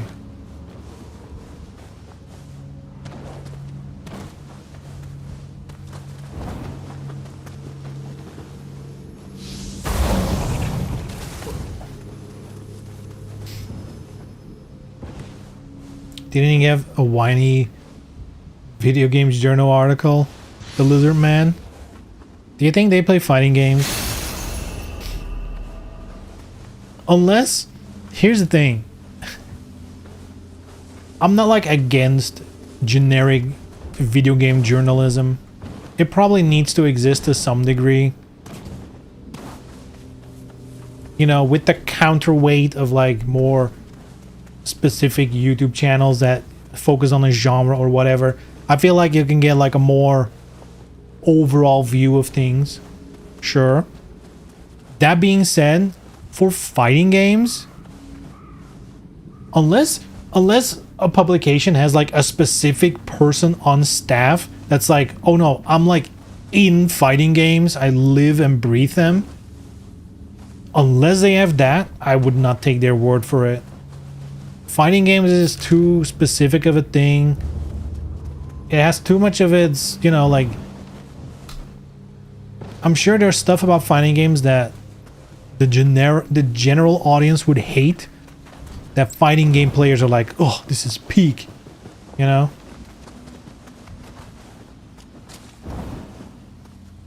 They focused on gaming instead of activism. I think that's overblown.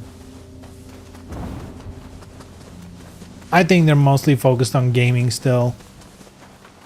It's just the, you know, some shit gets highlighted. I feel like that's more of a echo chamber type thing.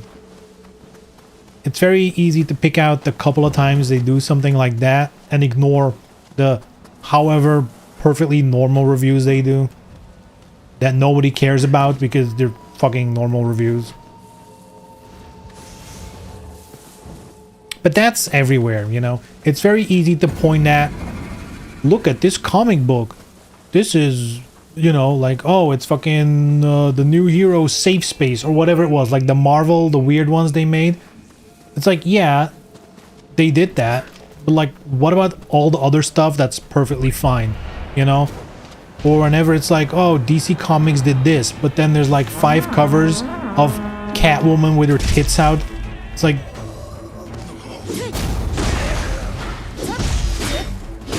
It's all about narrative.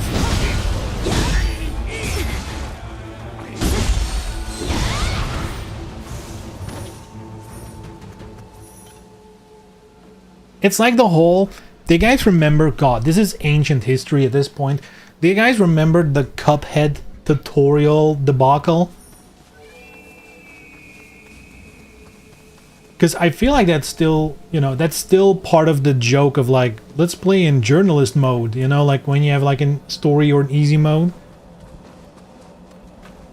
I feel like people have completely forgotten the lore of that clip. Them not being able to beat the tutorial, yeah. But like that is such a... Like, you know, most people... If I say, do you know the cup app thing, you know, what you're thinking about is, oh, there was like a games journalist and he was so bad at the game, he couldn't do like the double jump into a dash or something like that, right? He couldn't get past the tutorial. But then the reality, the reality of what happened is, it wasn't even a video game journalist. It was like some kind of business finance gaming guy. who was doing it on the show floor, talking to the devs while doing the tutorial thing with one eye. Like, more like using the controller as a fidget toy than anything. And then their fucking publication is like, dude, let's take this footage and throw this fucker under the bus. It's so crazy how it spawned this whole thing of like, look at how shitty journalists are. And it's like, it almost has nothing to do with any of that.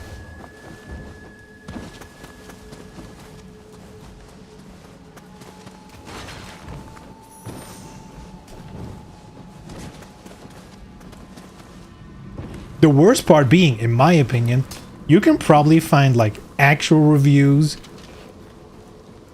with shit written in them that's like, did you play the game? Like, I'm sure there's real examples of the issue. Because at the end of the day, right? At the end of the day, most of these guys, they're doing a fucking job.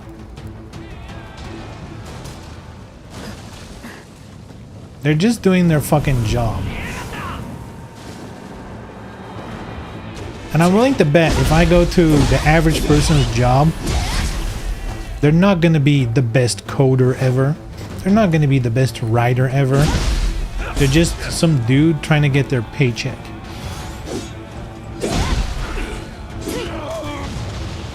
And that's how you get shit like that.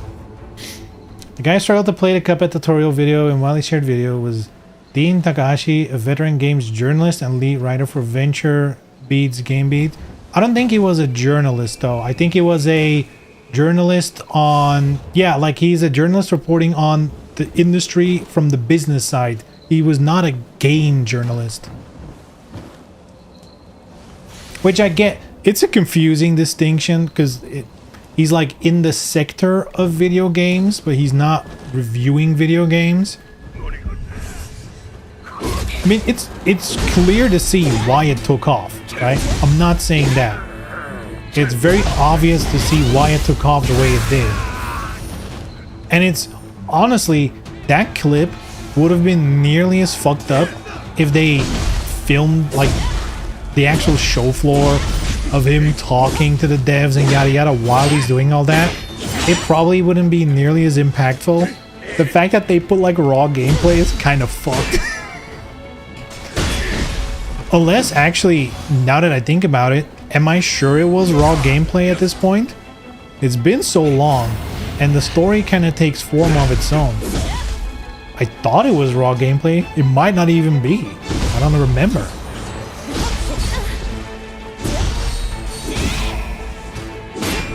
Anyway, I read enough DOA reviews to know journalists can be full of shit.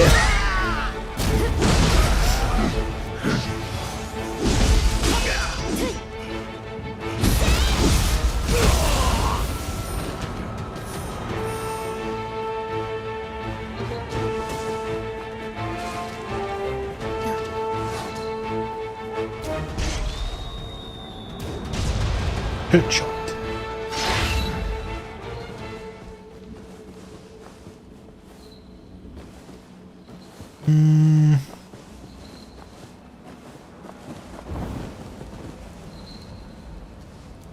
But I think these days, if you are... what's the word I'm looking for? If you're like a little bit savvy,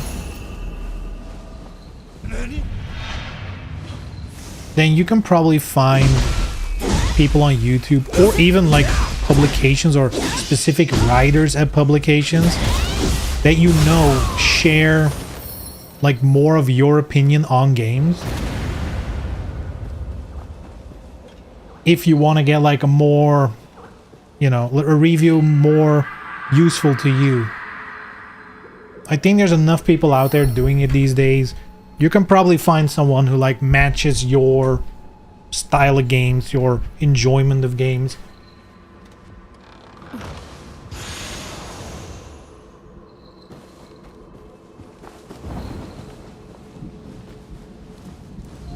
But that being said, that's only if you're, you know, neck deep into games. Because it's easy to forget there's plenty of people out there who buy like a game or two per year and they just, you know, they wouldn't even know what's happening out there. They're probably most helped by the generic journalists, I guess.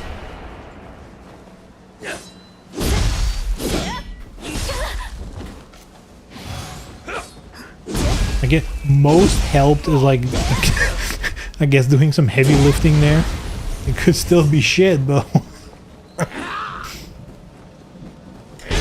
I thought it was a zombie for a second. The way he did that. Blah. It's not a reviewer, but writes reviews on games. Does he? I was under the impression he wrote as a journalist about the financial side of the video games industry, like more in the vein of like GameIndustry.biz, like those type of publications.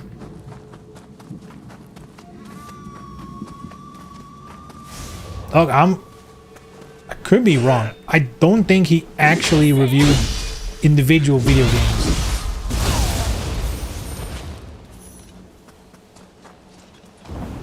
But I could be wrong. It's been a hot minute too since that all happened.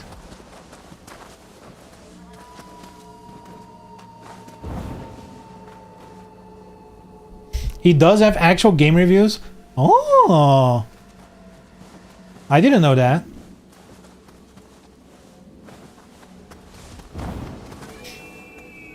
So it could be true. Maybe that was the one game he was reviewing. To imagine. That would be like the fucking ultimate twisting of the story.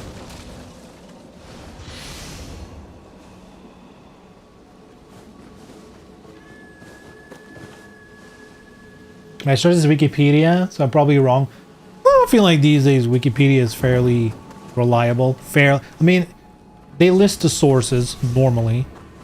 If there's sources and you can find them, chances are it'll be correct.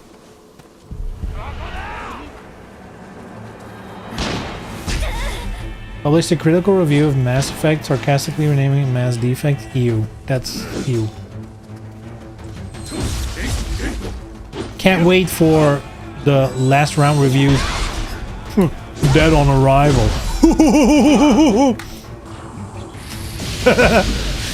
You fucking know someone's gonna do it. Someone highly original. Oh my god, what a fucking hit. I ran straight into that one.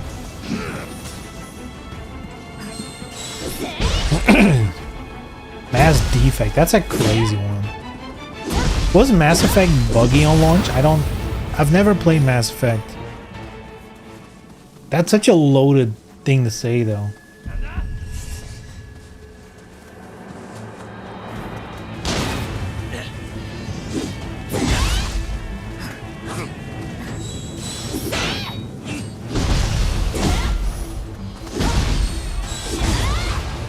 I feel like this is like, it's been going on for a long ass time, right? But the whole shift of news being, you know, the more clicks it gets, the more ads it gets, you know, the better for the business the article is. That has hit like journalism as a whole so much. And I feel like shit like that, you know, calling something Mass Defect or whatever you do these days, like that is so obvious just to get that headline, just to fucking get those clicks, right?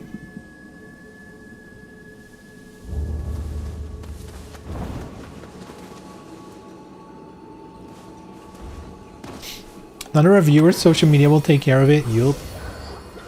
Yup. Stay way back to core values. That thumbnail took me for a fucking ride, dude. Who was it? Roofelmonger? Like that, the YouTuber? His fucking thumbnail for, It's thumbnail for the reaction to the new DOA. Fucking the YouTube red arrow pointing straight at Kasumi's tits. Come on, dude. That's a crazy... Dude, I'm gonna pull that up. That is such a crazy fucking... Oh. That is so peak YouTube. Like, that is peak YouTube shit. Come on, dude. Here it is, here it is. Look, boys, this is what peak journalism look like, boys. This is peak journalism. The red arrow fucking takes me, dude. Oh, that is unbelievable. Core value. Oh, man.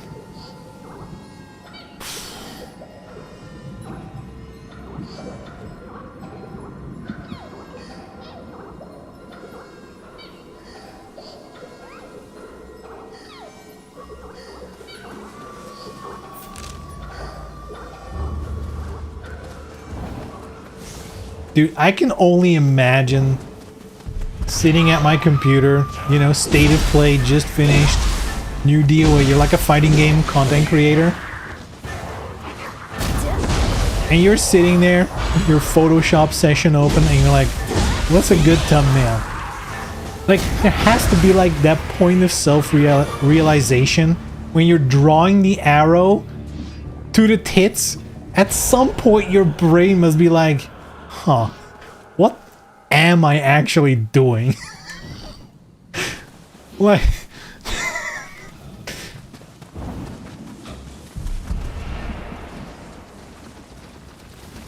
you put that shit out quick too. I feel like a lot of people were, to be fair, I think if you're in, like if your full-time job is content creator, like if you have time and money to do it, I think at this point they probably have figured out a workflow where if they do like a react to that kind of stuff, to very quickly blast it into a video.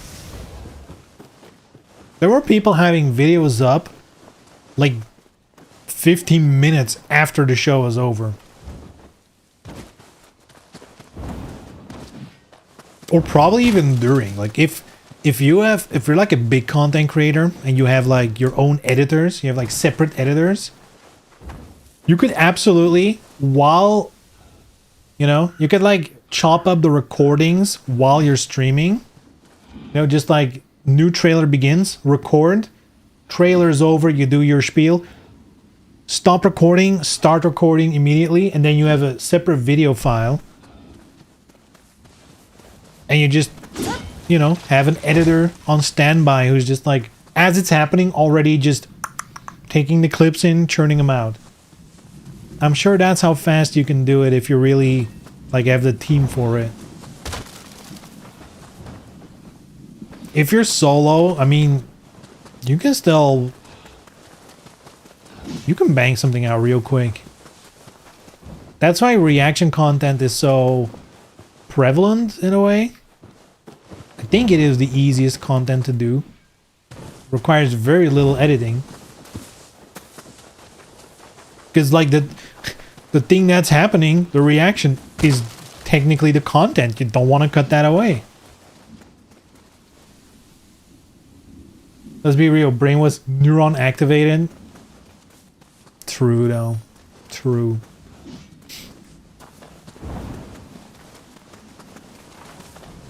It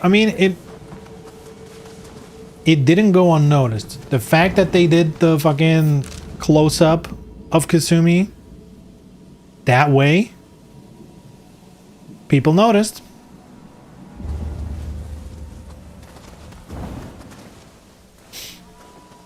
They're making sure to show they aren't making the same mistakes that they did with DOA 5. I think there's definitely been a time period, you know. I think what DOA did with 5 and 6, from a developer's point of view, I think made sense. Let me speak. In the sense that there was definitely like something in the air, if you will.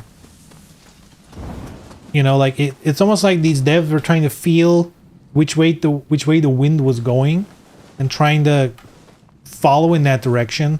But turns out the pendulum swung back, especially in recent years. I feel like if you see the reception to things like Stellar Blade and whatever, I think we've definitely noticed that, you know, we're going back to a little bit more of a sane position when it comes to that stuff.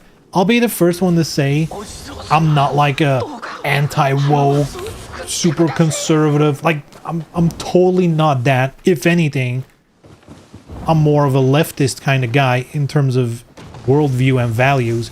But at the same time, I can appreciate a fucking video game titty, you know? I'm not like some kind of holier than thou person either, you know? It's almost like common sense. It's like I could see what is that, you know, censoring certain stuff, even if it's not really censoring, but whatever. That whatever was happening years ago, that direction, fucking, that was not good. That was way too much. Let's just keep pushing it to one direction. No. I feel like everything needs to exist. I'm sure there's an audience for, you know, what's like a good word to use for them? Like, if you would make a game that head-on tackles, you know, societal issues in terms of racism, yada yada. Like, if you do that, there's an audience for that. If you commit to that, good. But also give me DOA. Also give me Stellar Blade. Like, why is it needs to be this or that? Like, there's so many people out there who buy all kinds of different shit.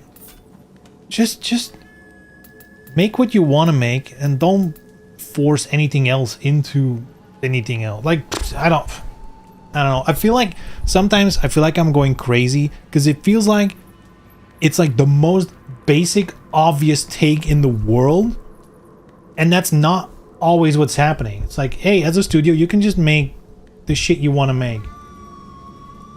Like, it's like, no, we need to look at the market. And don't you feel like that's like such a executives thing to do? Like, let's see how the wind is blowing and how the market is feeling, and we need to adjust our game. Fucking just make what you want to make. Just waiting for the bait and switch, you dirty Nioh-centrist. Oh shit. Like, what if you stand for nothing? I get you to try to cater to a specific group of people more. In the end, it wasn't exactly a more positive one. We're kind of over that period now. Yeah, it's like they tried to do some kind of overcorrection, or like, you know, they were kind of afraid of, what do they call it these days? Like woke scolding, I think the word is.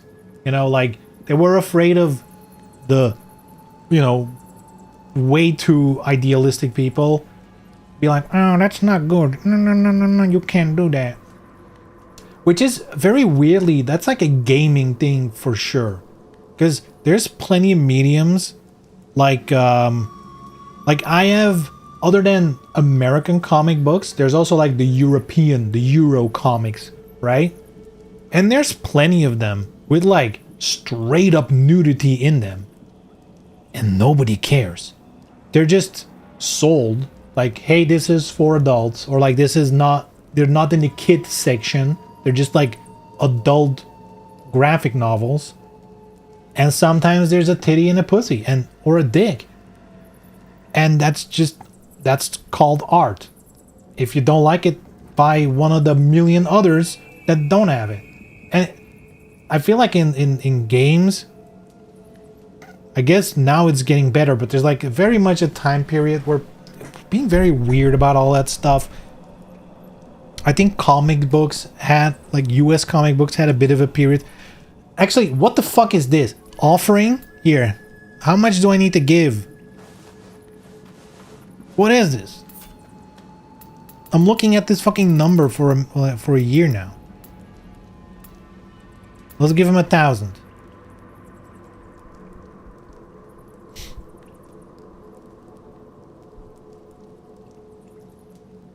So start at the end value, go down so it starts at 9, and reduce it until it turns white. Oh, you want everything to turn white, huh? Huh, I see how it is. But no, like actually, what's the difference? What does it matter how much money you give?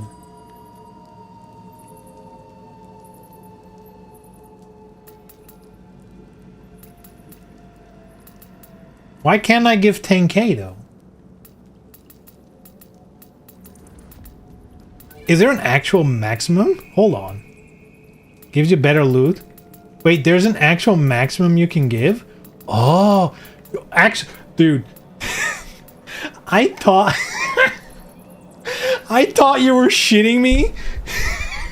I thought you were like, just go until all your money's gone. I didn't realize you actually meant, no, there's a hard limit and you can find it. Oh, I guess it's this. Yo, what the fuck? He just stole my money.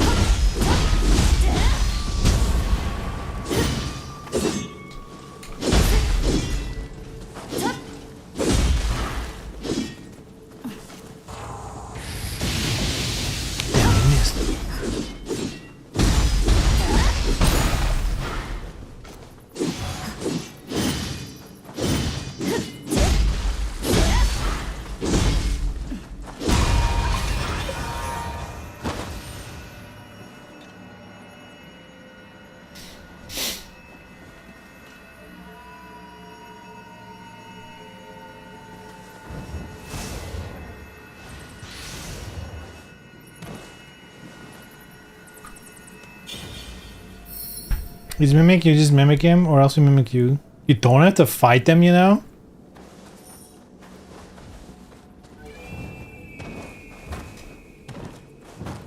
Damn, this is my Cuphead moment. I didn't know, or at least I don't remember, if that was a thing in the past, that you don't have to fight them. I thought that was the whole point. That you need to beat yourself off for loot. Thought that was the whole thing.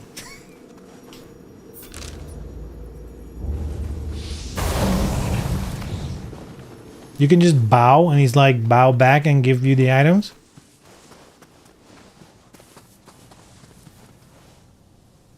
He does a gesture from your first 9, repeat it. Oh, it's like the walls back in the day. I remember the walls where you had to do like the correct emote. I never knew mimics were the same. Or maybe I knew, but I don't remember. I might have known. Who knows? Not me, I guess. Hey, I'm stuck. Aha. I'm not stuck. Or am I? I'm not.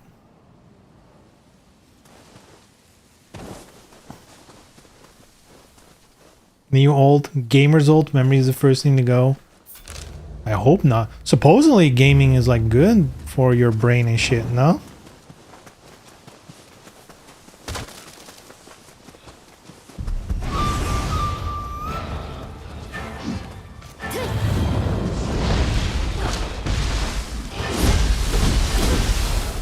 Bro, I thought she was just gonna stun him.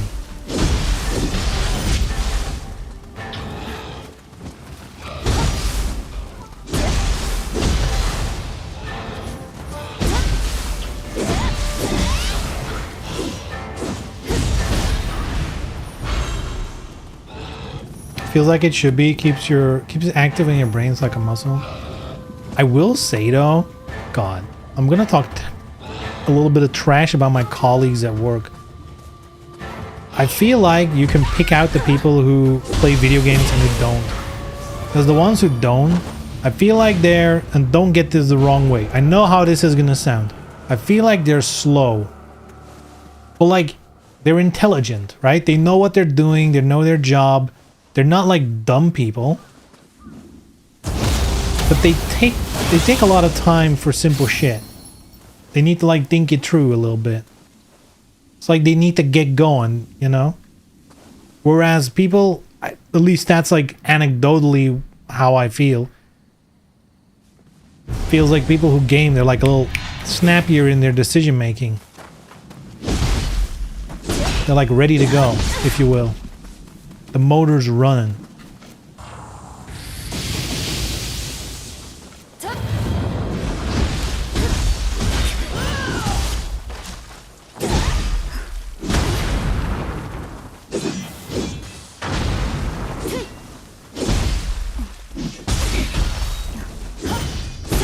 I also remember there used to be talk about like having doctors and surgeons like play video games mandatory because there was like such a stark difference between like the hand-eye coordination of people who did versus who didn't.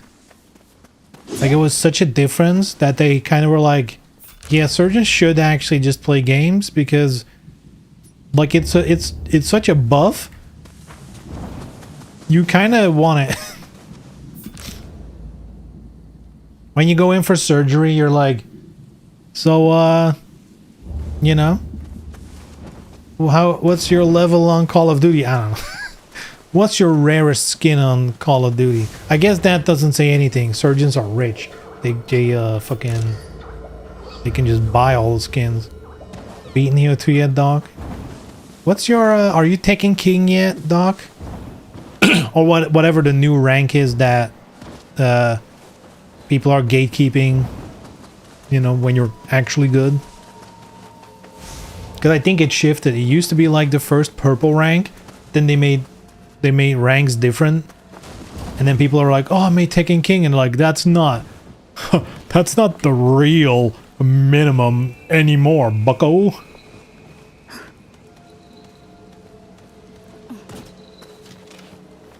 How do I...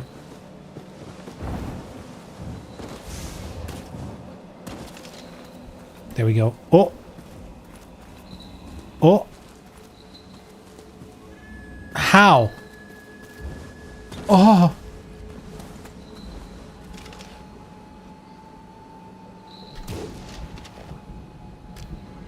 Is that really... We'll get him in motion. He's doing that on purpose. Hold on, that counts? Yes! Thought King was a character. Yeah, you're only good at Tekken if you play with King. That's the lore. Don't play King? You suck.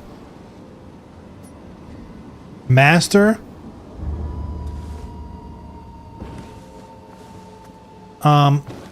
You're not allowed to use that word anymore. It's very derogatory. Dude, this is how you know you're old. This is how you know you're old. If you are into... If you have ever built a computer, and if you've ever worked with hard drives that have a... Watch out, I'm gonna say something horrible now. Where you have a master and slave configuration. Well, I guess I'm old because that's not what you say anymore, apparently. Now, I haven't used that in a long time anymore, so I was like out of the game. But apparently now, what was it again that they say? Like main and secondary or something? Can't say master and slave anymore.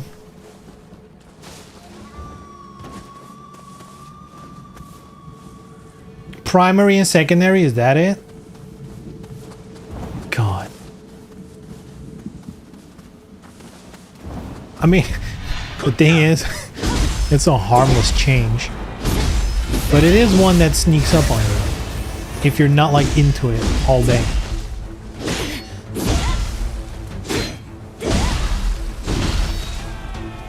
The master selector still is still on the drive. Choose your oppressor.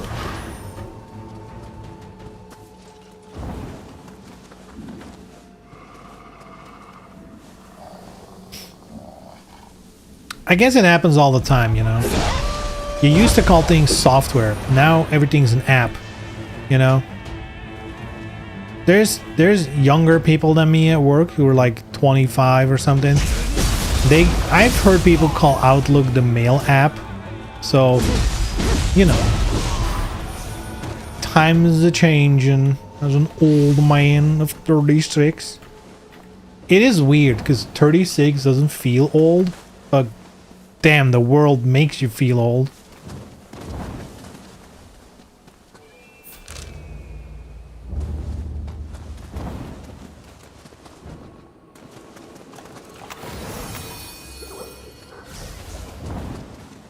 It's weird because there's an Outlook program, an Outlook app, and there's the Outlook webpage. True. Though I guess, doesn't Microsoft... I guess you can... It is annoying because Microsoft also has their Microsoft Store where they usually have different versions of software that they do call apps. Which is ass. Because sometimes there's like the same thing but kinda but not really.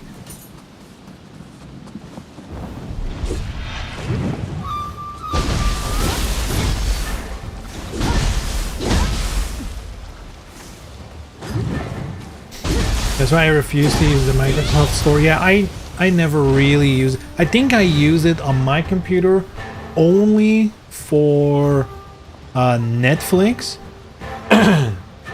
For the 2 times I want to watch Netflix on my PC. Because it doesn't try to verify me all the time. Whereas on the browser, it constantly is like, huh, is this really you? Huh, huh, huh. Here's a 2-factor password. Better do it again. Open your mail, bitch.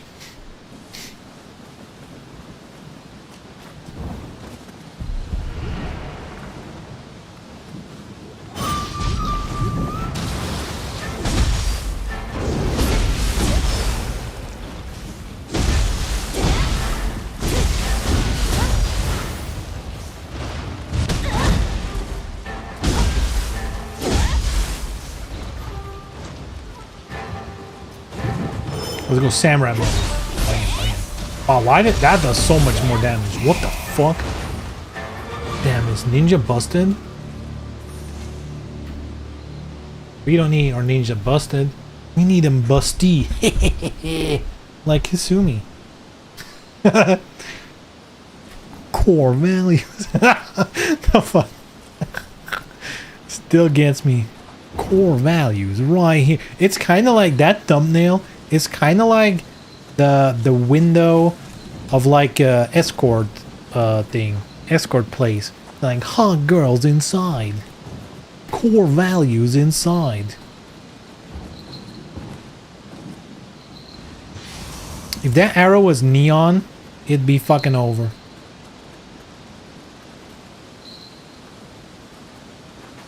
So we got 20 on the chest slider. Sheesh. Some Lara Croft ass shit. So I guess these days, I guess, see, that's another thing. Again, these devs just try to follow where the wind is blowing. Look at the new Tomb Raider stuff. They're going back to the old school shit. Or at the very least, swinging a little bit back to, you know, a proper happy middle ground. It's happening all over. Honestly, actually, the current climate of games, when it comes to that stuff, might actually be in DOA's favor. Because they can probably push it a little bit more than they would have 5 years ago. And I think people might be a little more accepting of it. We'll see. Maybe by the time DOA 7 comes out, we're swinging back into the other direction. I hope not. I like how it is now. where it feels like there's options for everyone.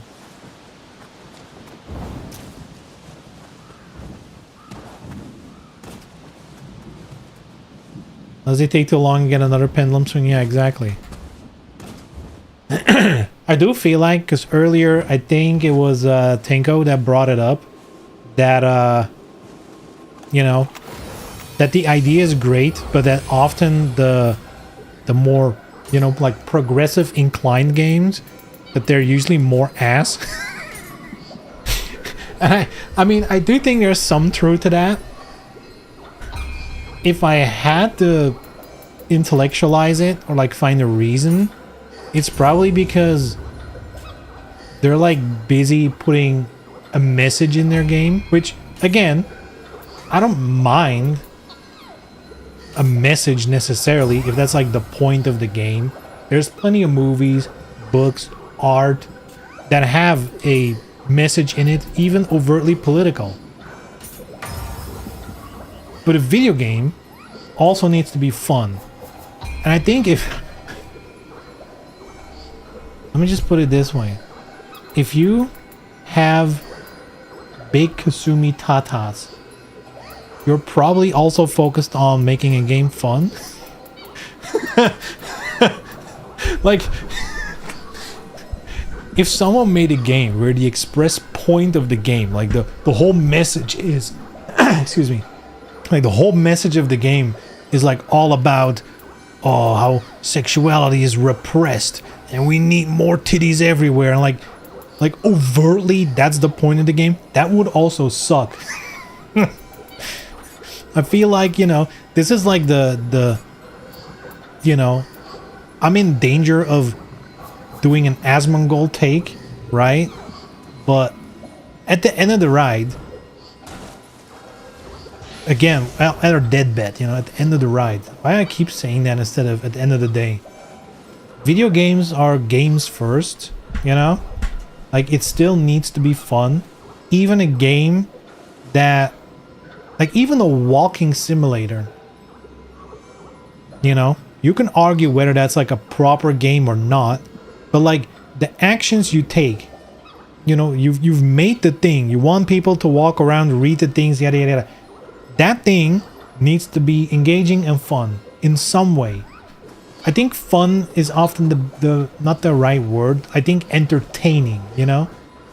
Because some things, like a horror game, can be very unfun, but still enjoyable. Like, that's the experience you want out of it. And at the end of the day, no matter if your game is like very progressive or not, you need to make something that's engaging and entertaining first. And then anything else you can add on top. Then it's probably fine. But if you focus on what it's saying before, you know, is it worth turning on? Yeah, then you got your, you know, something is mixed up then.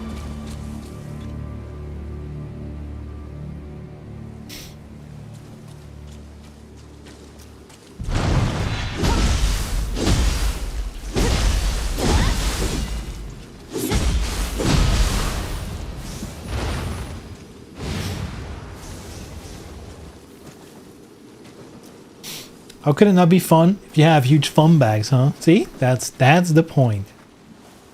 I mean, I guess you could, dude, if all these gooner gamers have proven anything with their weird Steam games and whatever, you know, your Code Violets and all that nonsense, it's very clear you can have a game full of fun bags, no fun. Like, that's the flip side of the story. For every, you know, overtly, oh, let's make a game about slavery that's just like a slog to play through or whatever, you know, I don't even know if that's a thing, but for every game like that, there's also like some kind of, you know, here's a hot chick running through an alien base and it's just ass.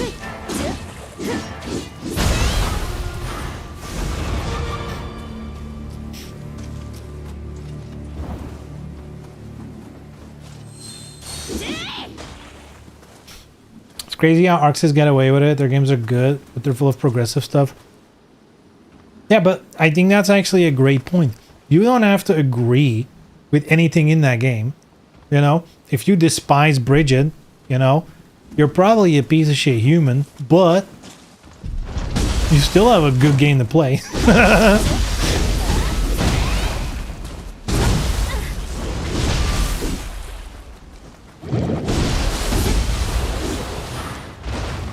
I think it always comes down to that. If something's good, it's good. If something's good, it's good.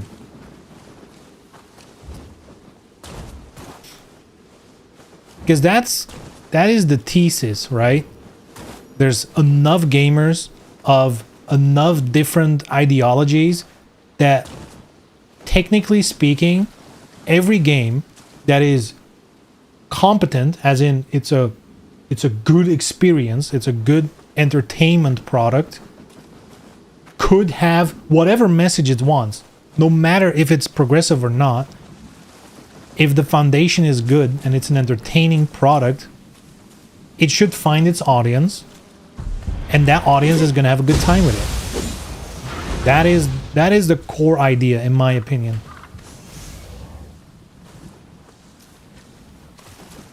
I think just too many devs like to sniff their own farts.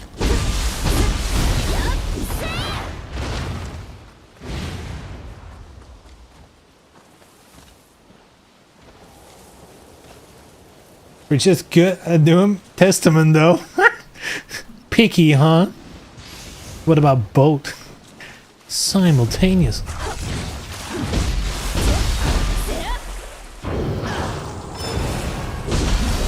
What if I told you Testament is a 3,000-year-old dragon?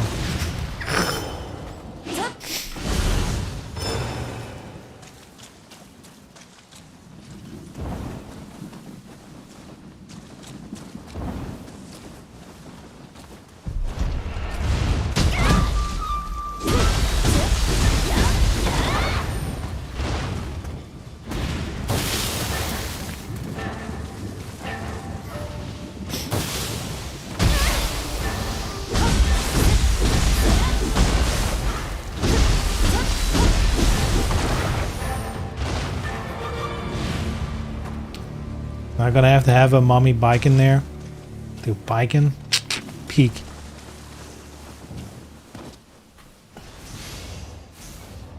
But see how that's also the proper thing to do? There is Bridget and Testament, but there's also huge fucking titties biking. And she's not tucking him away. Like, that's just... I feel like if there's ever gonna be harmony in the world, that's fucking it. That's it. Biken and Eno. Oh, fucking Eno, dude. She is... If I ever have enough money, I'm gonna buy an Eno guitar. She is probably my favorite character from Guilty Gear. I think Johnny's sick as well. I love playing him, but like as a character design, fucking Eno, man. I mean, it helps that I'm like into heavy metal and all that stuff. She's like basically, you know, she's perfect. She's perfect.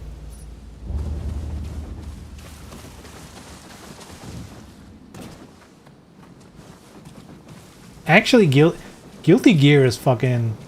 is actually crazy diverse if you think about it. And like not in this shitty way, but like it is proper diverse. I hate that you have to qualify everything like that. Because the internet has taken all these words and discussions and removed all the nuance from everything. There's certain words, if you just say them, it locks people into their camp immediately. I think diverse is one of those words. Just using that word is like, ugh. It's like, man, I opened the bag of M&Ms and there was like a diverse amount of colors. So, what? M&M's woke?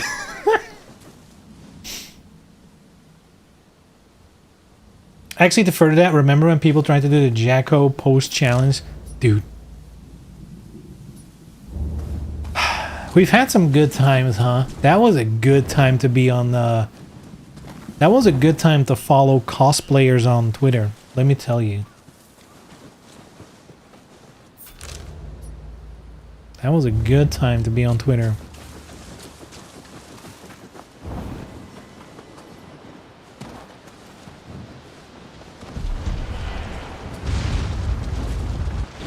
Might as well, but there's no white M&M. Oh shit.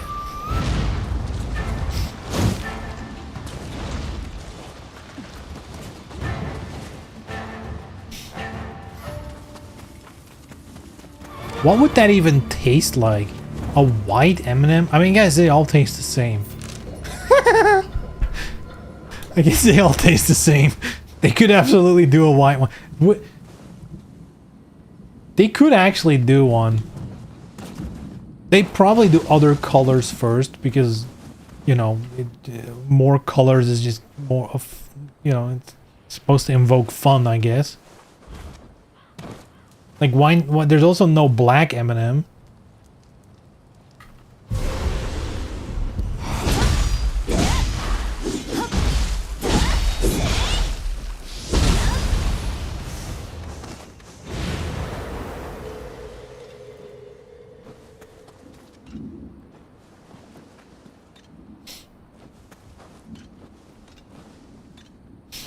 Tricks on you, they're all white M&M's just wearing black, red, and yellow face. Damn. Damn. Corporations strike again. They got us with fake diversity. Uh-oh. They're all black on the inside, well brown. I guess the chocolate... Okay, this is an important question. And I feel this always divides the room. When I say normal M&M's, which ones? Are we talking chocolate or are we talking peanut? When I say to you, go to the store, bring a bag of normal M&M's. Chocolate.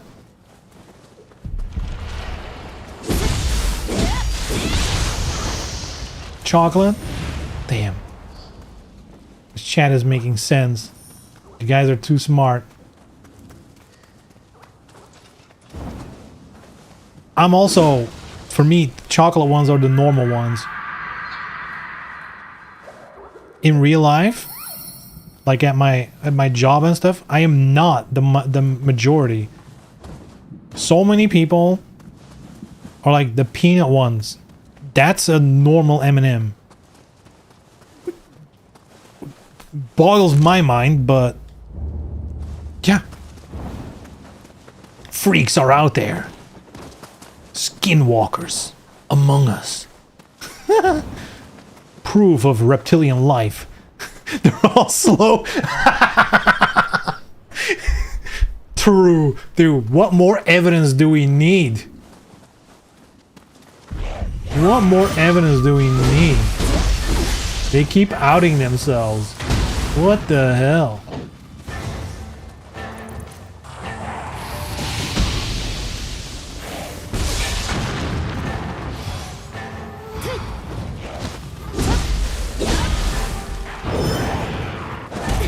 Oh, I was too late. God dang it.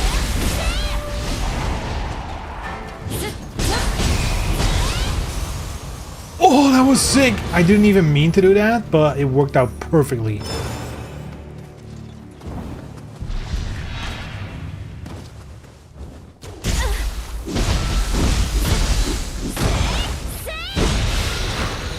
Oh shit, it's time to wrap up. Actually, I want to extend it a little bit. Because I think we almost finished this area, but I want to do the demon. I want to kill the demon. We haven't killed the demon yet today. I forgot last time. Oh, he's gonna be all the way over here somewhere again. Fuck.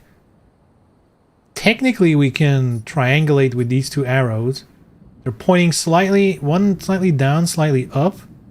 So it should be along this line somewhere. Are you gonna main in DOA 7? Dude. Miss Tits in trailer, of course. Kasumi.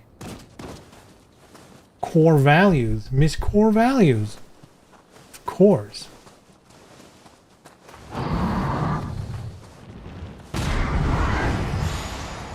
Yo, he's big.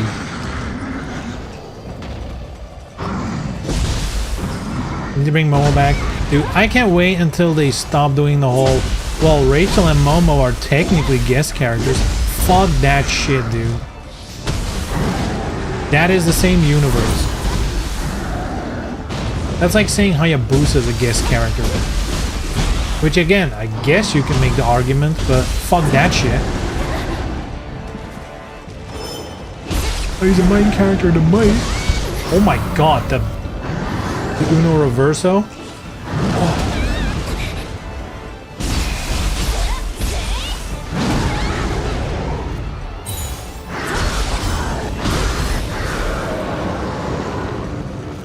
Wonder if they'll do a numbered entry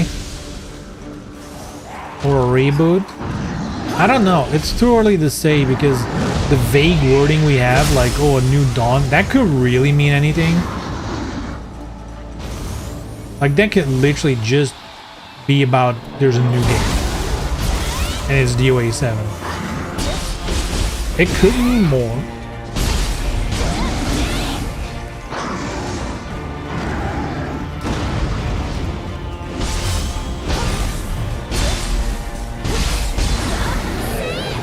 There we go.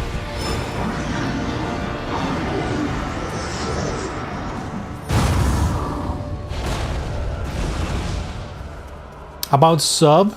Who's my sub? Hey, yo. Hey, yo. Who's my sub? Probably Tina. Like, if I have to think, you know, I don't know if there's going to be new characters or missing characters or anything like that. We don't know anything about the new game. But I know historically, the two characters I play the most are Kasumi and Tina. And eventually I'll start to play just about anything female. But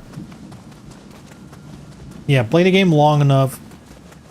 I'll dabble here and there, but main is usually Kasumi and Tina.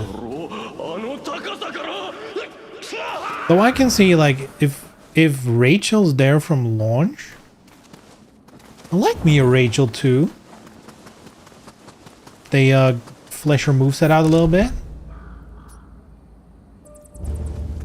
That's like the only thing I don't like about Rachel in both 5 and 6 is her moveset's kind of limited.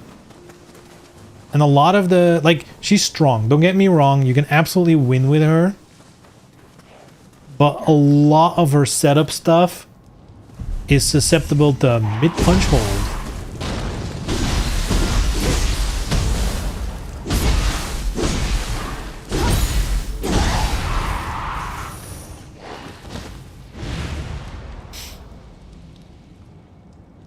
Marie's my main, marries her sub, whip whip. Sheesh. That's the storyline, by the way.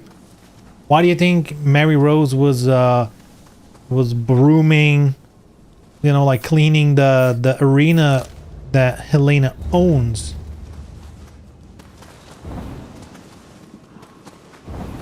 Because they're like hard drives. Master and slave, baby. Primary and second.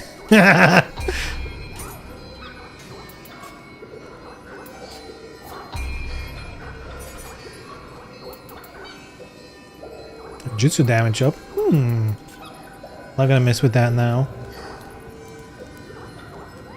Ein main Hayate secondary, which I had to switch to Hayate main Hitomi secondary. Wait, what?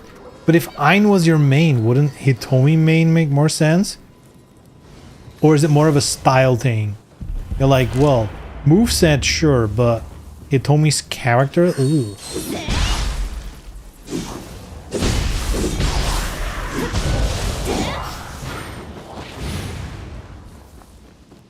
That's, by the way, Team Ninja's way to make the game inclusive, right? They just need to make Hitomi and Lei Fang fucking have gay scissoring sex. Alright? And then nobody can complain about every character having giant titties flopping everywhere. Because there's two scissoring ladies, you know? It's woke. Like, if we're being honest, you know, with all the setup they've done, would you even be surprised at this point? There's this motherfucking arrow dude. Did you see that? He absolutely baited me into doing that. Oh. Ridiculous. That was actually disgusting. Even more disgusting that I fell for it. New game's pretty good. Dude, it's fucking sick. Nice aim, girl.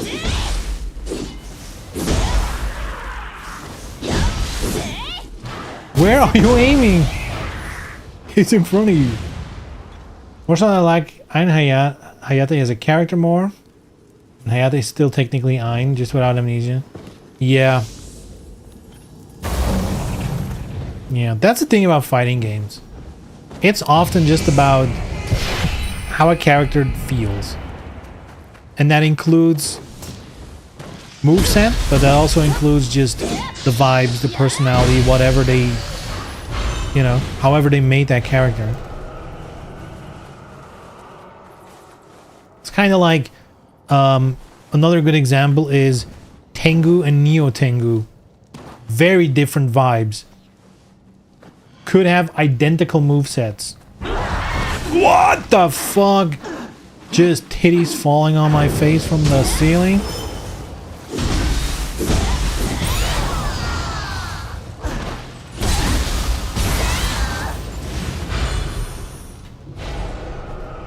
Kind of wild how they're like, let's make a snake. Just fucking huge knockers. Huge.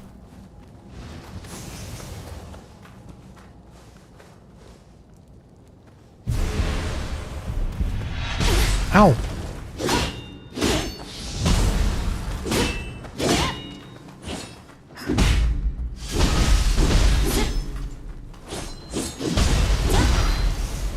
Got him.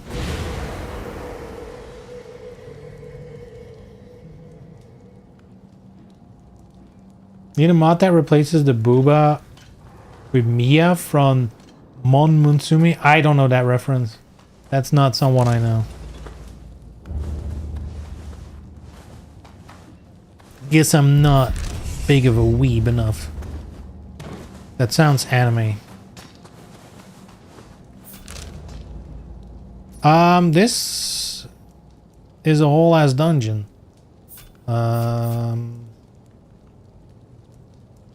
Let's not for now.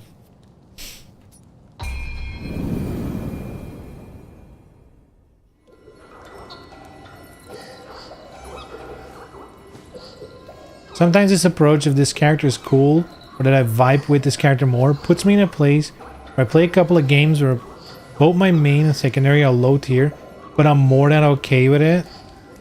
Yeah, honestly, unless you're a competitor who's looking to just get gold medals, you know, you want to place top place at every tournament, you probably shouldn't give a shit about tier lists, if we're being honest.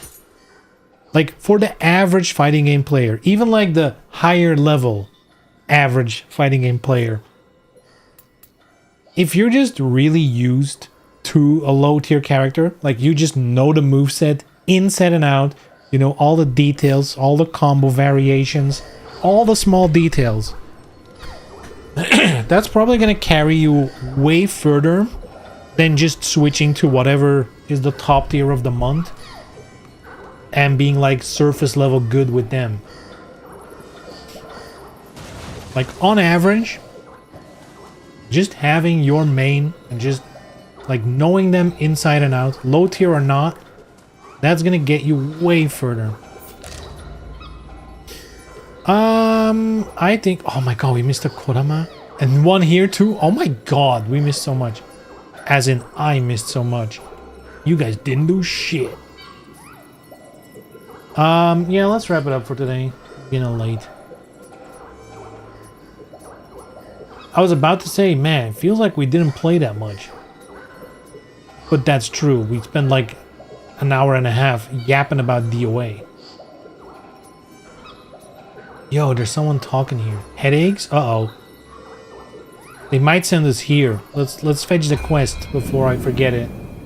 Dungeon? You said no, I'm not into that kinky shit. Ugh. We'll keep that for DOA 7.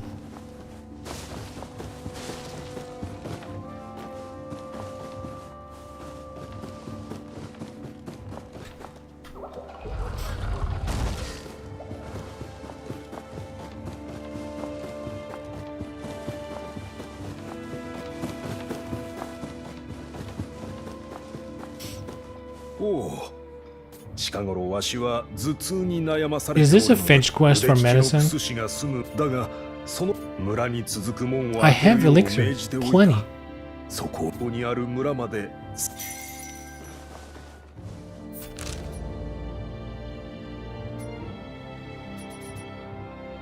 Oh, there? Oh, thank God.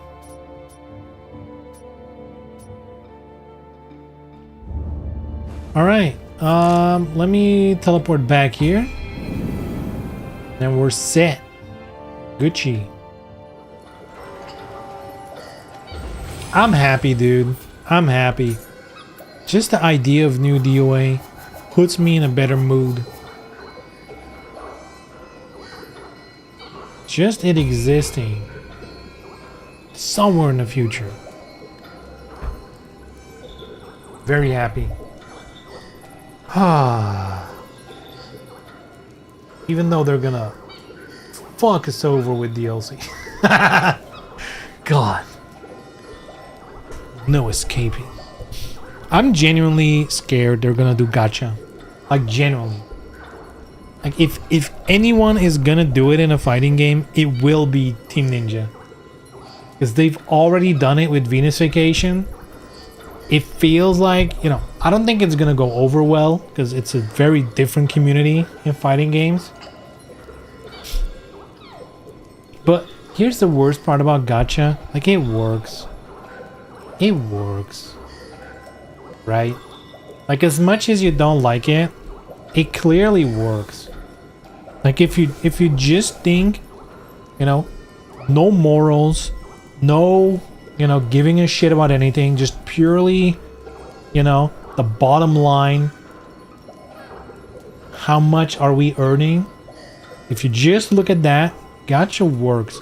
Look at these games like Genshin Impact and the million games that spawned off of its back, you know, Wuthering Waves, you know, whatever the fuck there's out there. They're just making money hand over fist. Hand over fist. Slinging gacha. You know, Nikkei, whatever it is. There's so many of these games. It's crazy. I mean, to be fair, there's probably also so many more that fail, right? But, yeah. Sadly, the world is moving towards more gambling-centric world. Have you seen Polymarket and Game Kings? That is such weird shit. It's not gambling. We're just predicting things that happens with a chance and bet money on it. But it's not betting. Huh? It's very weird. Hopefully, you know, I feel like stuff like that kind of proves that just going lol free market, everything will work out, does not work. It's like, I guess we do need some guardrails. We need some, you know, there needs to be a box that we at least stay within.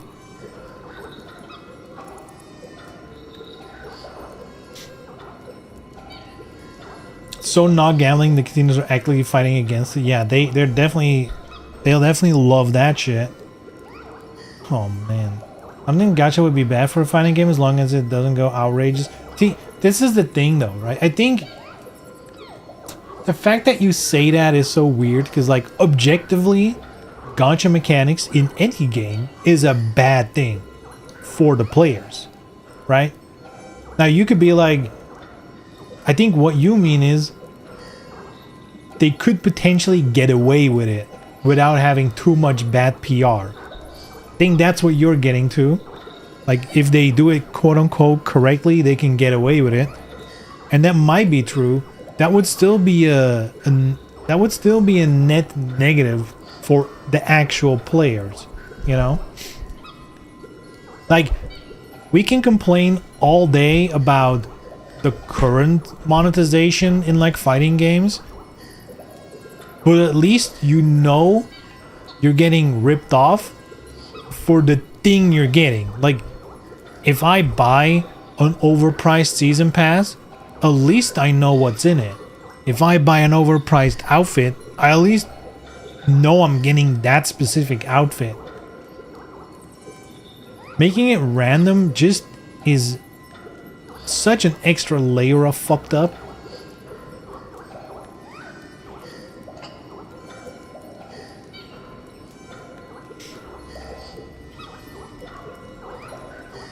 Dragon Ball FighterZ gacha just uses in-game currency. That feels different though.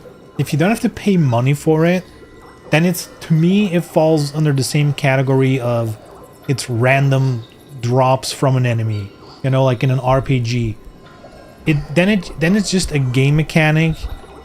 Cause like you can infinitely do it, theoretically, right? Because there's an infinite amount of currency to be earned in a game. Hopefully. Once money is involved, that turns it into something very different. Given how battle passes are in most fighting games that have them, I think gacha in fighting games would be worse than in actual current post-Genshin gachas. I don't know. I feel like battle passes in fighting games are so shit, but almost to a point where we're lucky they're so shit. Because I've not seen a single battle pass in any fighting game where I'm like, oh shit, if I do not buy this, I'm missing out. Like that feeling of FOMO that a battle pass is supposed to induce, you know, oh, get in now, play this season, or else you're missing out. Like that feeling is why battle passes work. But fighting game battle passes, at least from what I've seen in Street Fighter and Tekken 8, all of them are just like 90% is like, it's a title, it's a sticker, it's like, you know, your avatar can be bare feet now, like shit like that. Nobody cares. And then like one or two like customization pieces, you know, they get like one pants, one top, one hairstyle, something like that. That's kind of like the Tekken MO right now. I haven't played Street Fighter in a long time, so I don't even know what they put in their battle passes, but at least like the first 6 months of that game, I don't think I was ever enticed to buy a single battle pass for Street Fighter. Like I can't even imagine what was in it. For Tekken, there's like, okay, there's like outfit pieces in it. Maybe like those outfit pieces are cool, I guess. But at the same time, they're like the only cool thing. And it's usually like in the free tier, there's like one pants, one top, maybe a hairstyle, I don't even know. And then the premium version, there's like another, you know, one pants, one. It's like one outfit in parts, right? That's kind of what they do. But all the rest is just filler, you know? All the rest is filler. It's a recolored outfit that doesn't exactly look great. Yeah, that happens too. A lot of the recoloring stuff. Eesh. I don't know about the bare feet thing. That might have been the worst example, true. You know? That would be like a desired item. It's like, oh fuck. I can play Lily bare feet? Time to open up photo mode. No. No. Dude, oh my god. Here's an opportunity for DOA. Enhanced photo mode. What if you can pose the toes individually? Ooh. A very small section of the players would go absolutely bonkers.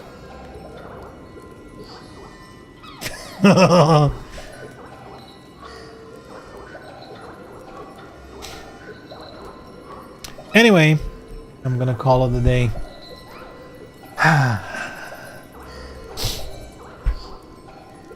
Feeded Hayabusa on his back and Mary Rose standing over him. Bare feed mode. Yeah, I need to leave. We're getting unhinged. Get out of here. While I can.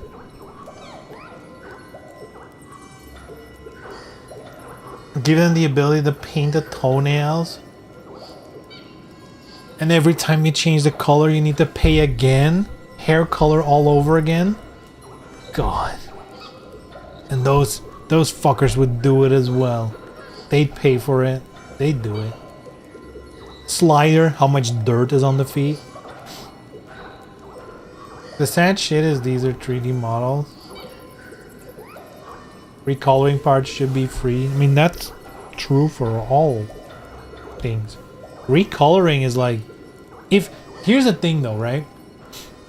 If you develop it knowing you're gonna recolor, you're gonna do it in a way where that's just a variable and you can just select the thing and say pick the color and everything else figures itself out. If you know it's gonna happen, you can set it up that way. Many 2D games do this exactly. They're like, you know, in one color scheme, you know, color 1 is the hair, color 2 is like the jacket, color 3 is like the thing beneath the jacket, color 4 is the pants, and then they can just be like, you know, color 1 is this, 2 is this, 3 is this, boom, boom, boom. Character is changed. Nothing else needs to happen. Today it's a bit more because a lot of the shadows actually baked in. If it's like actual 2D, but if it's like Guilty Gear faux 2D, like 3D models on a 2D plane type shit.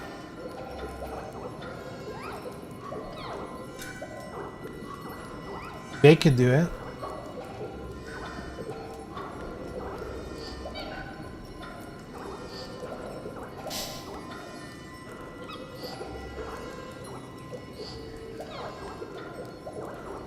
Now, to be fair, if you look at, for example, Tekken 8, the custom outfit pieces you can actually just recolor. Like, that is a thing. You can just do that. And yes, I feel like they could extend that to hair color, to whatever. And absolutely, I feel like DOA could do that as well. You know?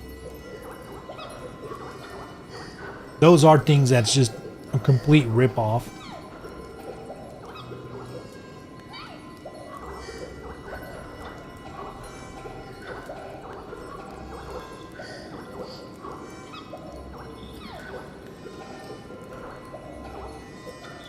Man, shit's fucked. I just hope it's not gonna happen. I was about to say I hope DOA is gonna have, you know, more sensible DLC and stuff, but, you know, the rest of the industry, including their competition in fighting games, are just whoosh, flying off the edge, pushing every type of DLC and monetization scheme into their game. There's no universe where I would even, maybe last round is even going to have battle passes and stuff. That wouldn't even surprise me. So get ready for that. Get ready to do your daily missions. Daily holds. Do 3 high holds today for 50 coins. Get ready for it. Too much effort, we're safe. Yeah, that's a DOA 7 thing. Too much effort for DOA 6. Though it is monetization, that might be the one thing they might put effort into. Just hope DOA 7 has maps with more stage transitions. Yeah, that's, I feel like, probably the weakest points of DOA 6. I just like maps with multiple transitions. My favorite ones are like Lorelei, or whatever the name is of, like, you start in the temple, you go on the roof, then you fall down in the courtyard. Like those kinds where there's like a whole road. That, I love that shit. That's my favorite stuff. Alright guys, I'm out of here. Yeah. I'll be back on Monday. We'll continue Nioh 3. I'm gonna try and squeeze in some DOA streams more often. But to be fair, the DOA hype is on right now. But I kind of just want to blast Nioh. I'm having such a good time with this game. And I don't want to interrupt this to, like, performatively play DOA because it's, like, happening right now. So, I don't know. Probably just more Nioh. So, yeah. Have a good weekend, everyone. We'll see each other on Monday. More Nioh 3. Yeah, that's it. Bye-bye.